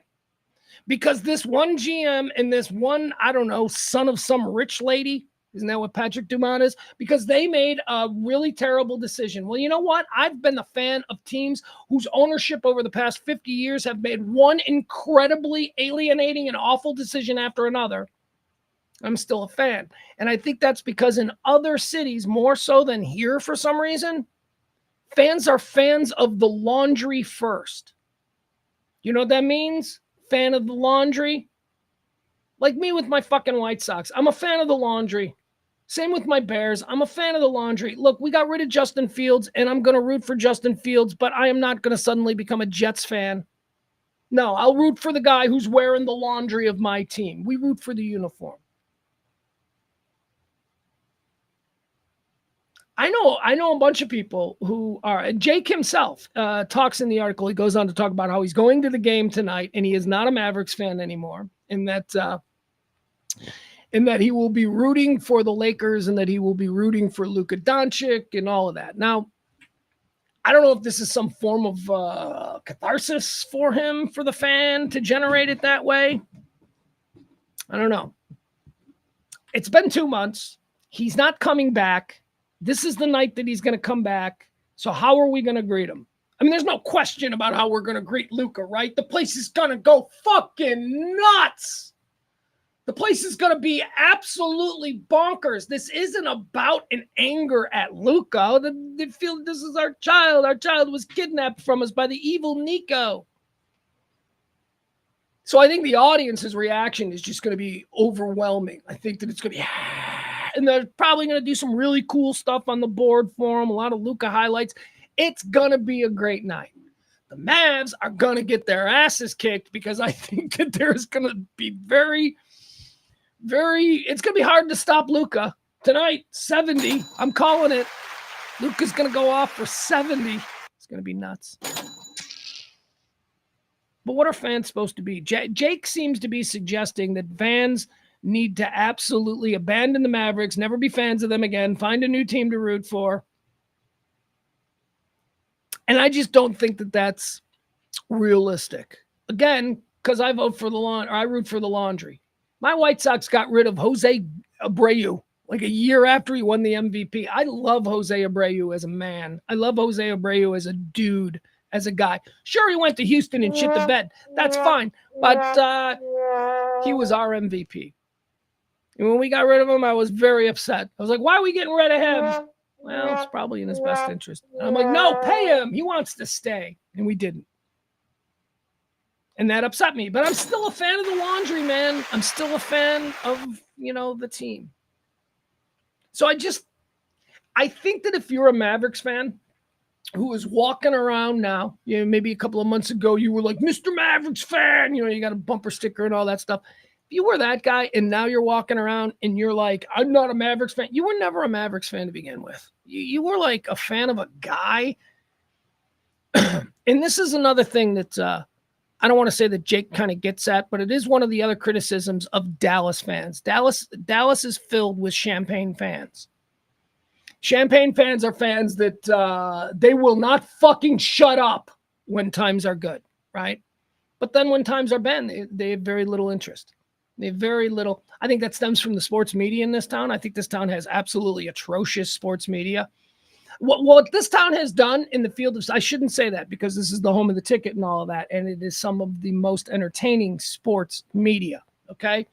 But I think that form of Dallas sports talk grew organically from the other thing, which is Dallas sports people not wanting to go after ownership. It's a very small town in this regard, and I knew it when I was on the radio here. You run into people all the time. You don't want to make it weird by going off on them on the... So Dallas has always been that. The ticket guys, they don't go hard. They don't really, what they do instead is they're funny, they're creative, they have bits and they make you laugh and they entertain you in other ways. You want to see what awful sports radio is? Listen to 105.3. That is what the ticket would be without talented people, without people who were just entertainers first and foremost. 105.3 is just straight up sports. And I know they got a little pat on the back from people when they stood up to Jerry Jones a couple of months ago. But let me tell you something. Jerry brought them bitches to heel. There was no follow-up on that. It wasn't like they won. I mean, they got in trouble for that. So now they're towing the line. Dallas sports guys aren't like New York sports guys. Dallas sports guys aren't like Los Angeles, Boston, New York, or Chicago or Philadelphia sports guys. Those guys don't give a fuck. Dallas sports guys all seem like they kind of want to go out to, Club Zaza and have drinks with the quarterback. Because what? Because look, I'm friends with Dak. Look, I'm having a drink with Dak. You know, they're real journalists who cover sports teams would never in a million years think that that's an option. But that's like the kind of thing that we have here in Dallas. Everybody's a fucking kiss ass. Everybody wants to be a part of the glamour. And maybe it's because the Cowboys are so glamorous. Maybe that's what it is. Like maybe this started in the 70s where objective sports journalism was thrown out the window because everybody wanted to have a good time with the fun boy cowboy. I don't know. But this is a truly unique sports media market. There isn't much criticism of the ownerships. I mean, I know that everybody's been ripping on Nico for the last couple of months, but that's a one-off, man. And my God, you have to say something there. Let's see here. Jake goes on to say, I'll pull some more from his D Magazine article that was great. He says, there was an aha moment where I realized that fandom in Dallas was deservedly derided from a national perspective. And it isn't fully fair to treat fans here like a monolith. I've had some of the best times in my life celebrating with hardcore fans in the sports temples of this city, but it's like there aren't enough of us or something. It just feels like ownership and management groups in this city often take fan support for granted, operating with a, well, what are they going to do about it? Most people just want to come to a social event. Oh, okay, I see what he's saying. So the attitude of management is, when it comes to fans being upset, management attitude is, well, what are they going to do about it? Most people just want to come to a social event. That's their attitude. And unfortunately, it appears they've usually been correct about that. Yeah, man. I mean, look, half the people at Cowboy games aren't football fans. Cowboy fans on a Cowboy day, you go there, it's just a bunch of people from fucking, South Lake in fur coats.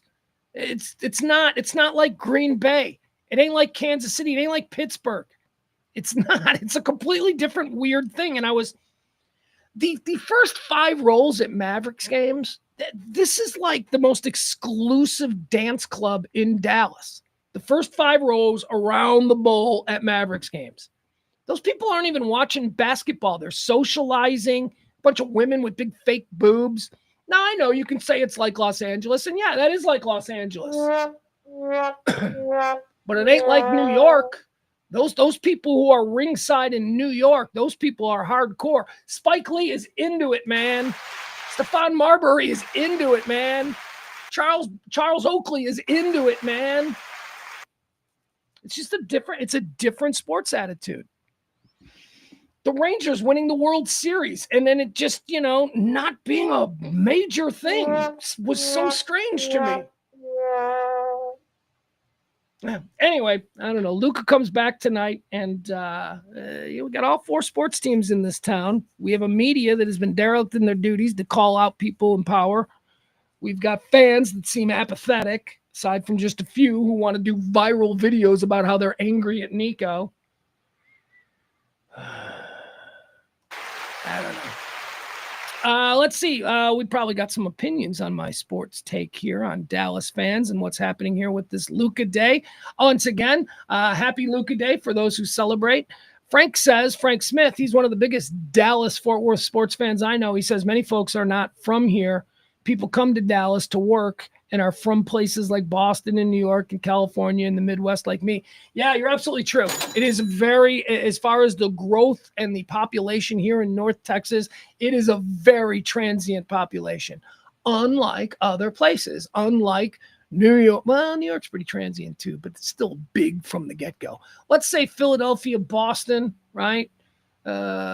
Chicago. I don't know where else. Whatever. It doesn't matter. Cincinnati, Cleveland, places like that.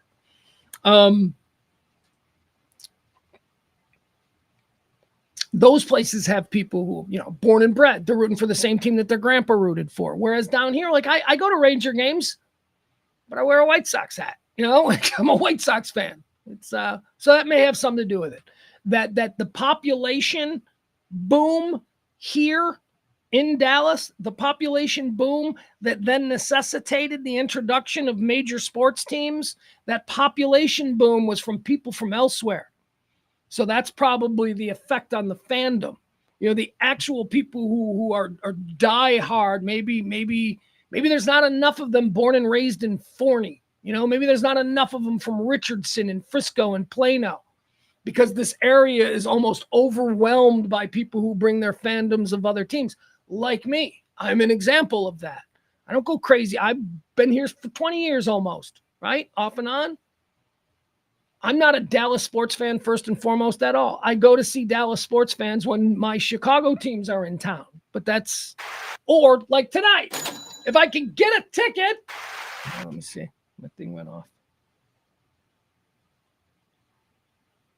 Hold on. We got news, everybody. We got no news. All right. My news, I got an update on my ticket situation about whether or not I'm going to see Luka tonight. The update is no word yet. All right. Not what I wanted to hear. Frank also says, let's see here. Frank says, many fans in non-Cowboy games like the Rangers and Mavericks and Stars are there for a night out and taking selfies and drinking, and the kids are eating. Yeah, but that's the same. It's no different than it's not super cheap for anybody to go out to a baseball game. If you're it doesn't matter where you are, Dallas, Cleveland, Cincinnati, it doesn't matter. It's still expensive. You're going to have fun. You're going to take pictures. I think there's something more to the first part of what you said, Frank, about the people being from somewhere else. People will go to a Ranger game. A couple they're from Cincinnati. They met in college. The wife got a job at Frito-Lay, and the husband moved down here to start a business, and now they're down here, and they wear their Cincinnati Reds hats and stuff. They go to a Ranger game, but they're not diehard Ranger fans the way, everybody in Fenway is, or everybody in, Shea State. Is Shea Stadium still a thing? It's not, right? There's no such thing as Shea Stadium anymore. I don't know. It's weird. It's just very weird. Adam says he's late. The Rangers ended. The Rangers win or lose up there in freezing cold Chicago to the Cubs. They're playing the Cubs up there in Wrigley. Was watching. Our boy Greg the Hammer Williams, formerly of the Hardline and the Ticket, he posted something yesterday on Twitter where he was making fun of the Ranger players and how they were overreacting to the cold weather there in Chicago. I think it was in the 30s, and they were wearing winter jackets and stuff like that. And he said, nobody is softer or whatever, than a Major League Baseball player having to hang out in the cold. And I shot back at him. I'm like, no, dude, it's not about being soft. I played baseball in the Midwest. That's where I grew up.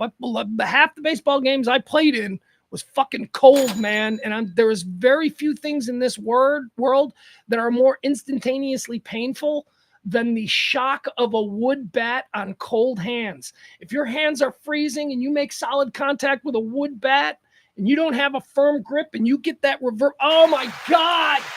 My hands, they look like ground beef after a day in the batting cages when it's cold. It is fucking hard to hit in the cold. Anyway, but here's the other problem with baseball. This is why baseball players are so much more affected by cold weather. There's a lot of standing around in baseball. There's a lot of standing around and waiting for whatever happens. And you're standing around in 35-degree temperatures at 8 o'clock at night. All right, in April in Chicago, it's still going to be cold from time to time. So I think that contributes to it a lot. You're not constantly moving around like football. Soccer players could probably play outside in the cold. They wouldn't get cold at all because they're constantly running. Baseball players, a lot of downtime in baseball, a lot of standing around, freezing your balls off.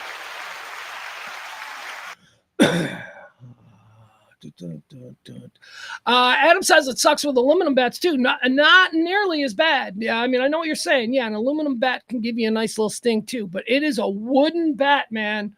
Wooden bat in extreme cold because the wood itself is harder. Wood warms up when the elements and everything, wood warms up, it gets softer and more. But when the bat itself just has no give to it and it's wood, and oh my God, I can feel it already. Oh man, it's like you're like, oh, my hands. And then you look at them and they're all red. They look like ground beef. Ugh. And that's with batting gloves. All right, I'm telling you, that's with an extra layer of cloth. It's no fun. So when you see these baseball players out there in these cold weather early in the season games, when you see them out there really struggling, they ain't faking and they ain't soft. It really is cold. You go stand outside. Go stand in your front lawn. I'll tell you what, We'll start an inning of baseball, and you go stand in your backyard. Just stand there. Not one ball's coming to you. The pitcher's going to have a really good inning. You're just going to stand there in the outfield for like 25 minutes in 35-degree weather, okay? Yeah, you're going to start jumping up and down. You're going to start doing this. It's going to be blowing in your hands. It's just what's going to happen. You get too much time to think about that shit in baseball. Too much time. All right, what else do we have here? Let's see. What else are we talking about?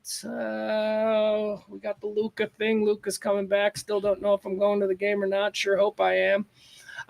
Here's some weird news about Teslas. Been a lot of bad news lately for Tesla. Unless, of course, you're prosecuting someone who fucks up a Tesla. Then you've gotten good news because apparently now it's a death penalty. Death penalty or life in Guantanamo for spitting on a Tesla. That seems right. Fucking idiot. They should put these. Anybody who damages a Tesla should go to jail for at least 20. Shut the fuck up, you moron. Really? That's what you think? That's how you think the world should work. A specific brand of car. One person has a hatred for that brand. He does that. His life should be now 20 years. That's what you think is a fair prison. You fucking monsters, dummies.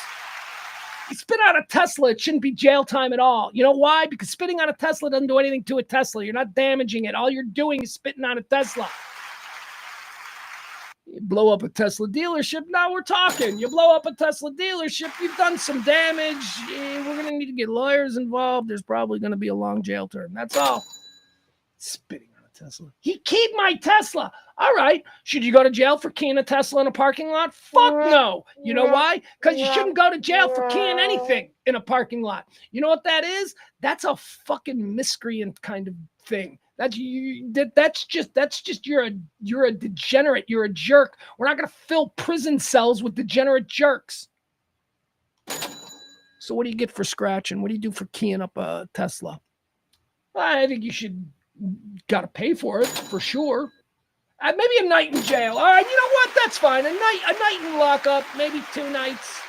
But these idiots, they're like, if you do anything to a Tesla, what if I do something to a Ford? No, that's fine. Why is that fine? Because Elon, fuck you. Shut up. We don't make special rules for special things, okay? You fuck up a Tesla, you get in trouble for fucking up a car, okay? It should have nothing to do with whether or not, oh, man.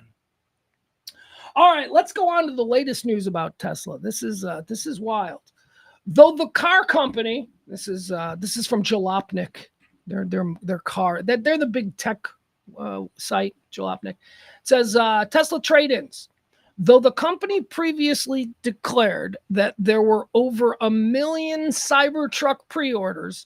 Remember that hype from a year ago? The Cybertruck is coming and there are 1 million and people can't get them, and Cybertrucks were selling for like $250,000. Like those idiots, the early adopters, the first wave of Cybertruck people were paying like, 3 times the cost, 3 times the listed cost because they wanted to be first. Those people are smart because they've been involved in all the recalls from the very beginning. They've gotten to know their Tesla dealers so well. Though the company previously declared that there were over 1 million Cybertruck pre-orders, so you declare that for stock, right? You make it. Hey, everybody buys the stock.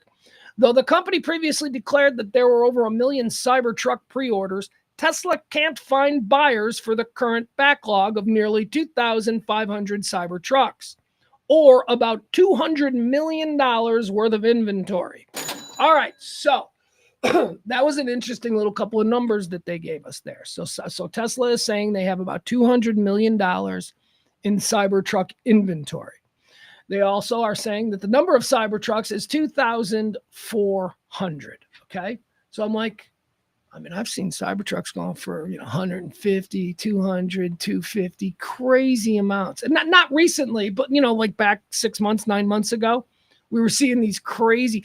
So if they're saying they've got 200 million worth of inventory and 2,400 trucks, what do they think their trucks are worth? 80 grand. 80 grand is what that number comes out to. So Tesla themselves are like, yeah, this is an 80 grand truck. How's that feel, moron who spent 250 on a car that's been recalled 6 times in 9 months? No, you're not stupid. No. It says here, not only do they have a backlog of Cybertrucks, not only that, but Tesla is allegedly refusing to accept its own Cybertrucks as trade-ins since it can't sell them back, and is reportedly even forcing some owners to lemon law their cars instead. This is from Jalopnik. This is a legitimate tech in all of that site. That Jalopnik is reporting that Tesla is no longer accepting Cybertrucks, their own vehicles. They're no longer accepting their own vehicles for trade-ins because they can't sell them. And what some Tesla drivers are being advised is to utilize their state's lemon laws. Tesla is officially telling its people to what? Fucking that's illegal. That's taxpayer dollar lemon laws. What? We're now going to give them their money back? What, the government is going to enforce? What is that? I don't even know how that works. Tesla will not take their own cars in trade-ins because they have too many, and at the moment they can't fucking sell them. Tesla is refusing to accept its own Cybertrucks as trade-ins since it can't sell them, and is reportedly even forcing owners to lemon law their cars instead. That's an ominous sign for the model that was supposed to revolutionize the pickup market and revitalize the automaker's aging lineup. Despite Tesla's lofty sales expectations, Cybertruck monthly sales peaked at just 5,000 units in September of last year. All right, so let's go back to September of last year. That was peak Cybertruck craziness. 5,000 were sold in September of last year. But since those numbers have fallen sharply, the most recent Cybertruck recall affected almost every unit sold, and in the process revealed that Tesla had only delivered 46,000 of its stainless steel pickups. Beyond the lack of demand, Elon Musk's decision to cozy up to Donald Trump and open Doge, an organization that has systematically disassembled multiple public service institutions that millions of American citizens love and rely on for employment and for services, has also negatively impacted the brand image in public. All right. There you go. Tesla's having problems. What else? Now, Tesla owners are trying to get rid of their Teslas in order to distance themselves from the politics of its owner, and people around the globe are boycotting the brand. These numerous yet easily avoidable challenges have led to the decline in Tesla resale values and a massive surplus of undesirable new Cybertrucks. Dude, I will buy a Cybertruck. If they get down to like 20 grand, I would buy a Cybertruck. Like, come on. That's the only way that poor people... Actually, that's the only way they're going to sell trucks. So if they sell them to poor people at serious discounts. All right, there you have it. So if you've got a Tesla, and by the way, that's not just for Cybertrucks. That's for all Teslas because they're not selling. They're not accepting Teslas. According to Jalopnik, Tesla is no longer accepting other Teslas for trade-ins. They can't get rid of them. They've got too much of their own cars. It's your problem. And the Tesla is a good car, right? I mean, it is a good car. Like the normal Tesla cars. I don't know about the Cybertrucks, right? Because those are crazy and whatever. But the normal everyday Tesla cars, they are good cars, I believe. Like, I've heard good things. So okay, so maybe this is good. Maybe everybody hates Elon so much that like poor people can drive nice cars for once. Maybe that'll happen. Maybe CarMax will just be filled with like $18,000 Teslas with like 10,000 miles on it. A boy can dream. A boy can dream. All right, let's see here. Oh,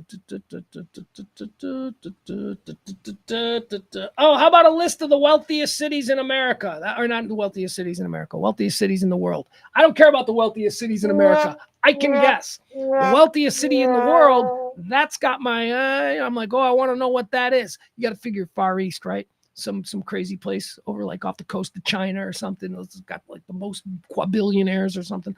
I don't know. Anyway, this is the Times of London. Times of London published this story. I don't know what this is from. Where did the Times of London? Times of London is very upset because London has fallen out of the top 5 wealthiest cities in the world. Now, how did they come up with this? It's number of millionaires. So I'm going to give you a number, and all you have to know is that is the number of millionaires who live in this city. Number of millionaires. All right. All right, here we go. These are hold on. All right, here we go. These are the top 5. Remember, London has fallen out of the top 5. These are the top 5 wealthiest cities in the world by number of millionaires. Okay, here you go. Number 5. This is the city that bumped London. London is no longer in the top 5. The number 5 wealthiest city in the world with 220,000 millionaires. 220,000 millionaires live in Los Angeles.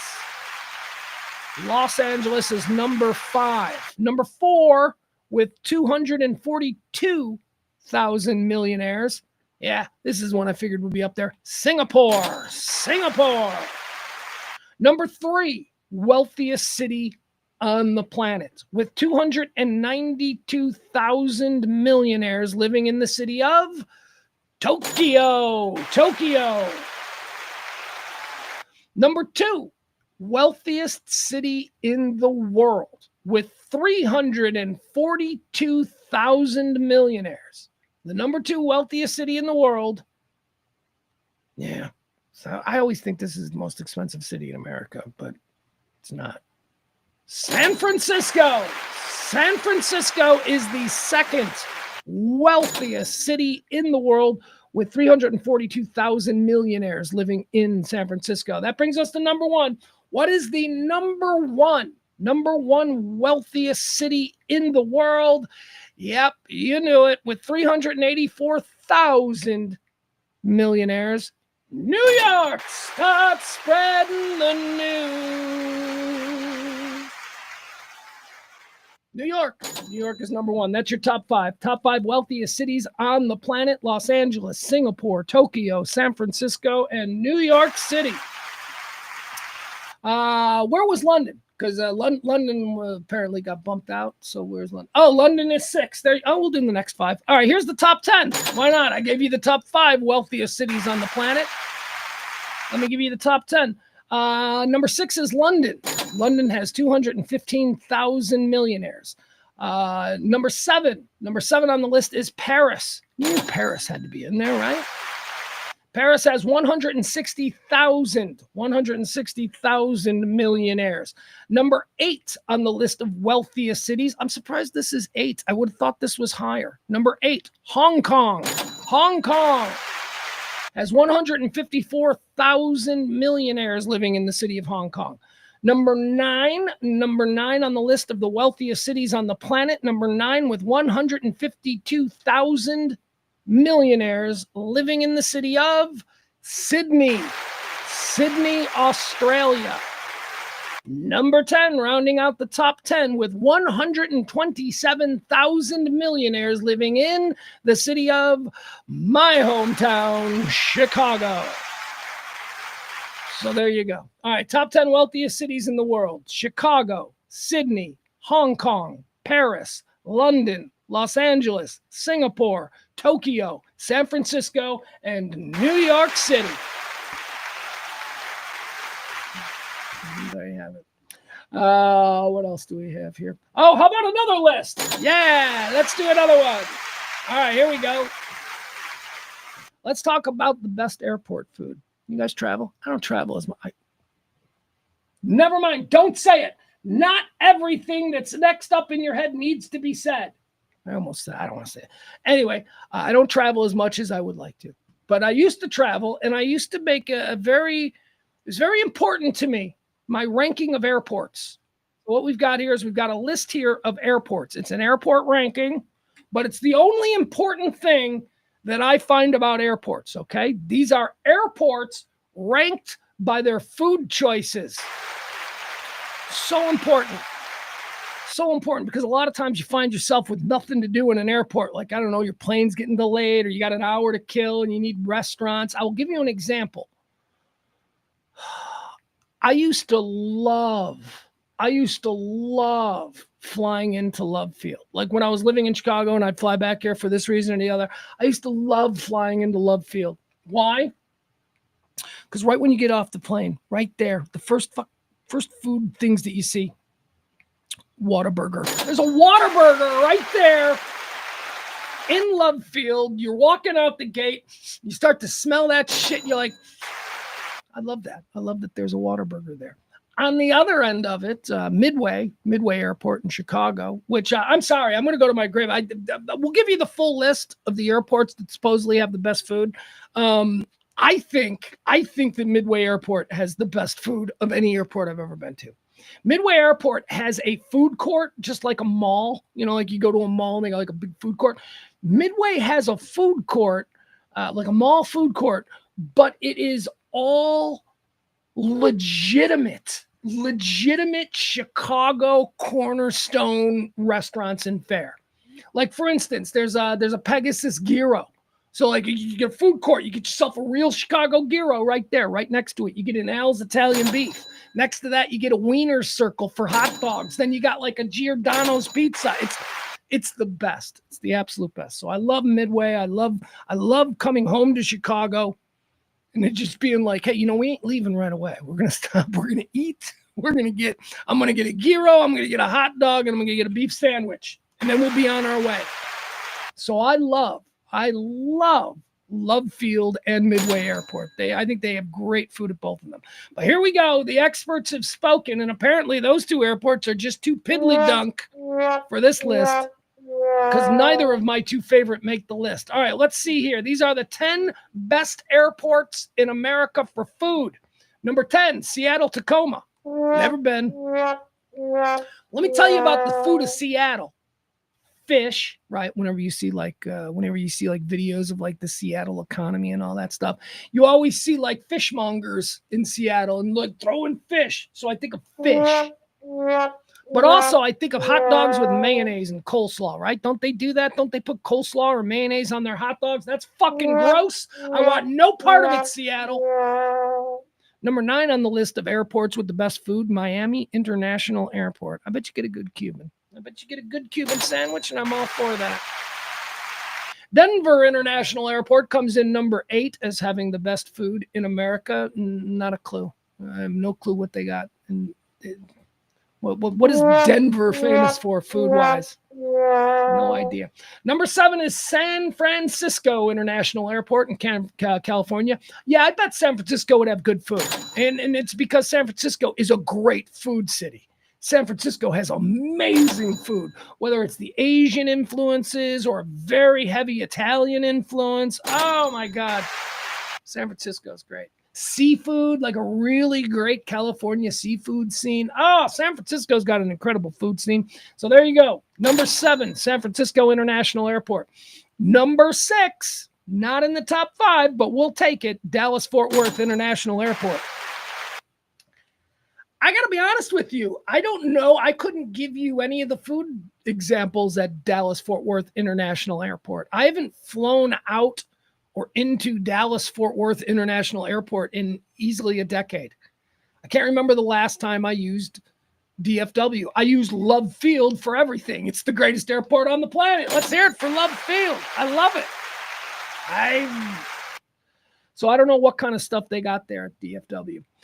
Number 5 is Austin Bergstrom. Yeah, I can tell you about the food at Austin Bergstrom. You know why? Because I once got laid over. My kid was living in Austin at the time, and my flight out picking him up got canceled. So we had like 2 hours to fill, and we're like, well, let's eat something. We don't want to leave the airport. You know what we ate in Austin? We ate Earl Campbell barbecue. That's right. Texas legend, Houston Oiler legend, Earl Campbell. Apparently he makes barbecue and he sells it in the airport down there in Austin, and it was fucking great. It was great. So there you go. Number 5 is Austin Bergstrom International Airport in Texas. Number 4 is LaGuardia. Yeah, New York's probably gonna have good food. It's another great food city. Number 3 is JFK. So the 2 New York airports are 4 and 3. Number 3 is O'Hare, Chicago O'Hare International Airport. Yeah, I mean, I know that O'Hare's got like a bunch of like pretty good Chicago restaurants in there. Like they got good pizza stuff and all right, whatever. I don't know. Number 3 is JFK in New York. Number 2 is O'Hare, and number 1, the best food in all the airports is Hartfield Jackson in Atlanta. What is Atlanta famous for food-wise? Seriously.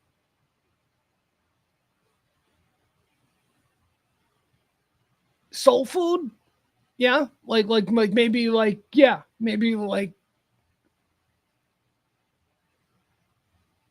what is Atlanta known for food-wise? I can't think of any single food that Atlanta is known by. I mean, like, Miami, you got the Cuban sandwich, New York, you got spaghetti or whatever Italian stuff.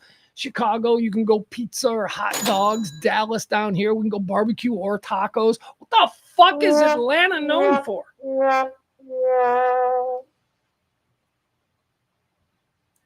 Barbecue? I don't know. All right, there you have it, folks. Those are the best airports in America to eat food.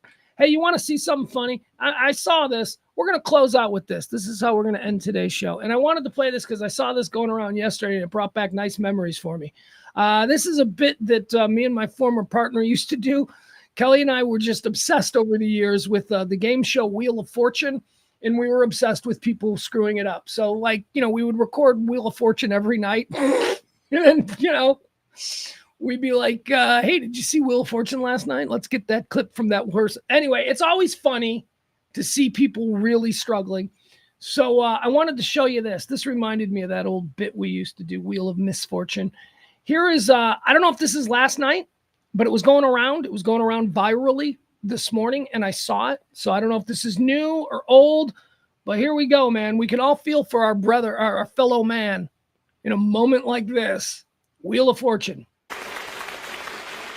Wow. L. Yeah, 4 L's. Pick that up, turn it over. Lay it down right over that London trip down there.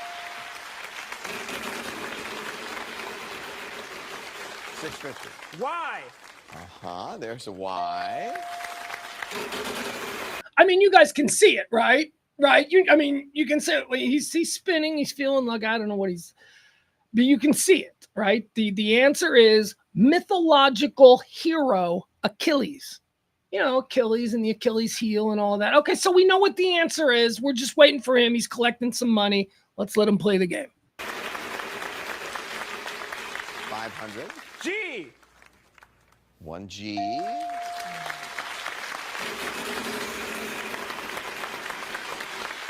700. C. Yeah, there are 2 C's. Well. There it is, the whole word. Okay. The whole word. I solve. Oh, well, that'd be a good idea, yeah. Mythological hero Achilles. You can't accept that. Okay. Shelby. I'll solve. Yeah. Mythological hero Achilles. Oh my God. Oh my. Mythological hero Achilles. Don't you have to give that to him? I was watching it and I'm like, don't you have to give that to him? He's spelling, those are the letters. Pronunciation is important in Wheel of Fortune. I don't know. That poor guy, that was so sad. Oh my goodness. All right. Here's what I got going on right now. I got to get out of here. I got to go. I got to run over to Mockingbird in Greenville. And then I've got to come back here. And hopefully by that point, I will know whether or not I am going to see Luca tonight. How exciting. How exciting for me. I do want to remind you all that this show does run on your gratuities and your tips and all of that stuff. If you enjoy this kind of talk radio, we do it each and every day around about noon. Tomorrow, I think we got a noon show for you. Tomorrow, I got nothing. I'll be here at normal morning hours. So come one, come all tomorrow at noon. Yeah. That's it. I'll let you know. Hey, if you follow me on Twitter or whatever, I'm sure I'll be sending pictures if I go to the Luca thing. But I got to be honest with you. I don't expect that I'm going to the Luca thing. I want to.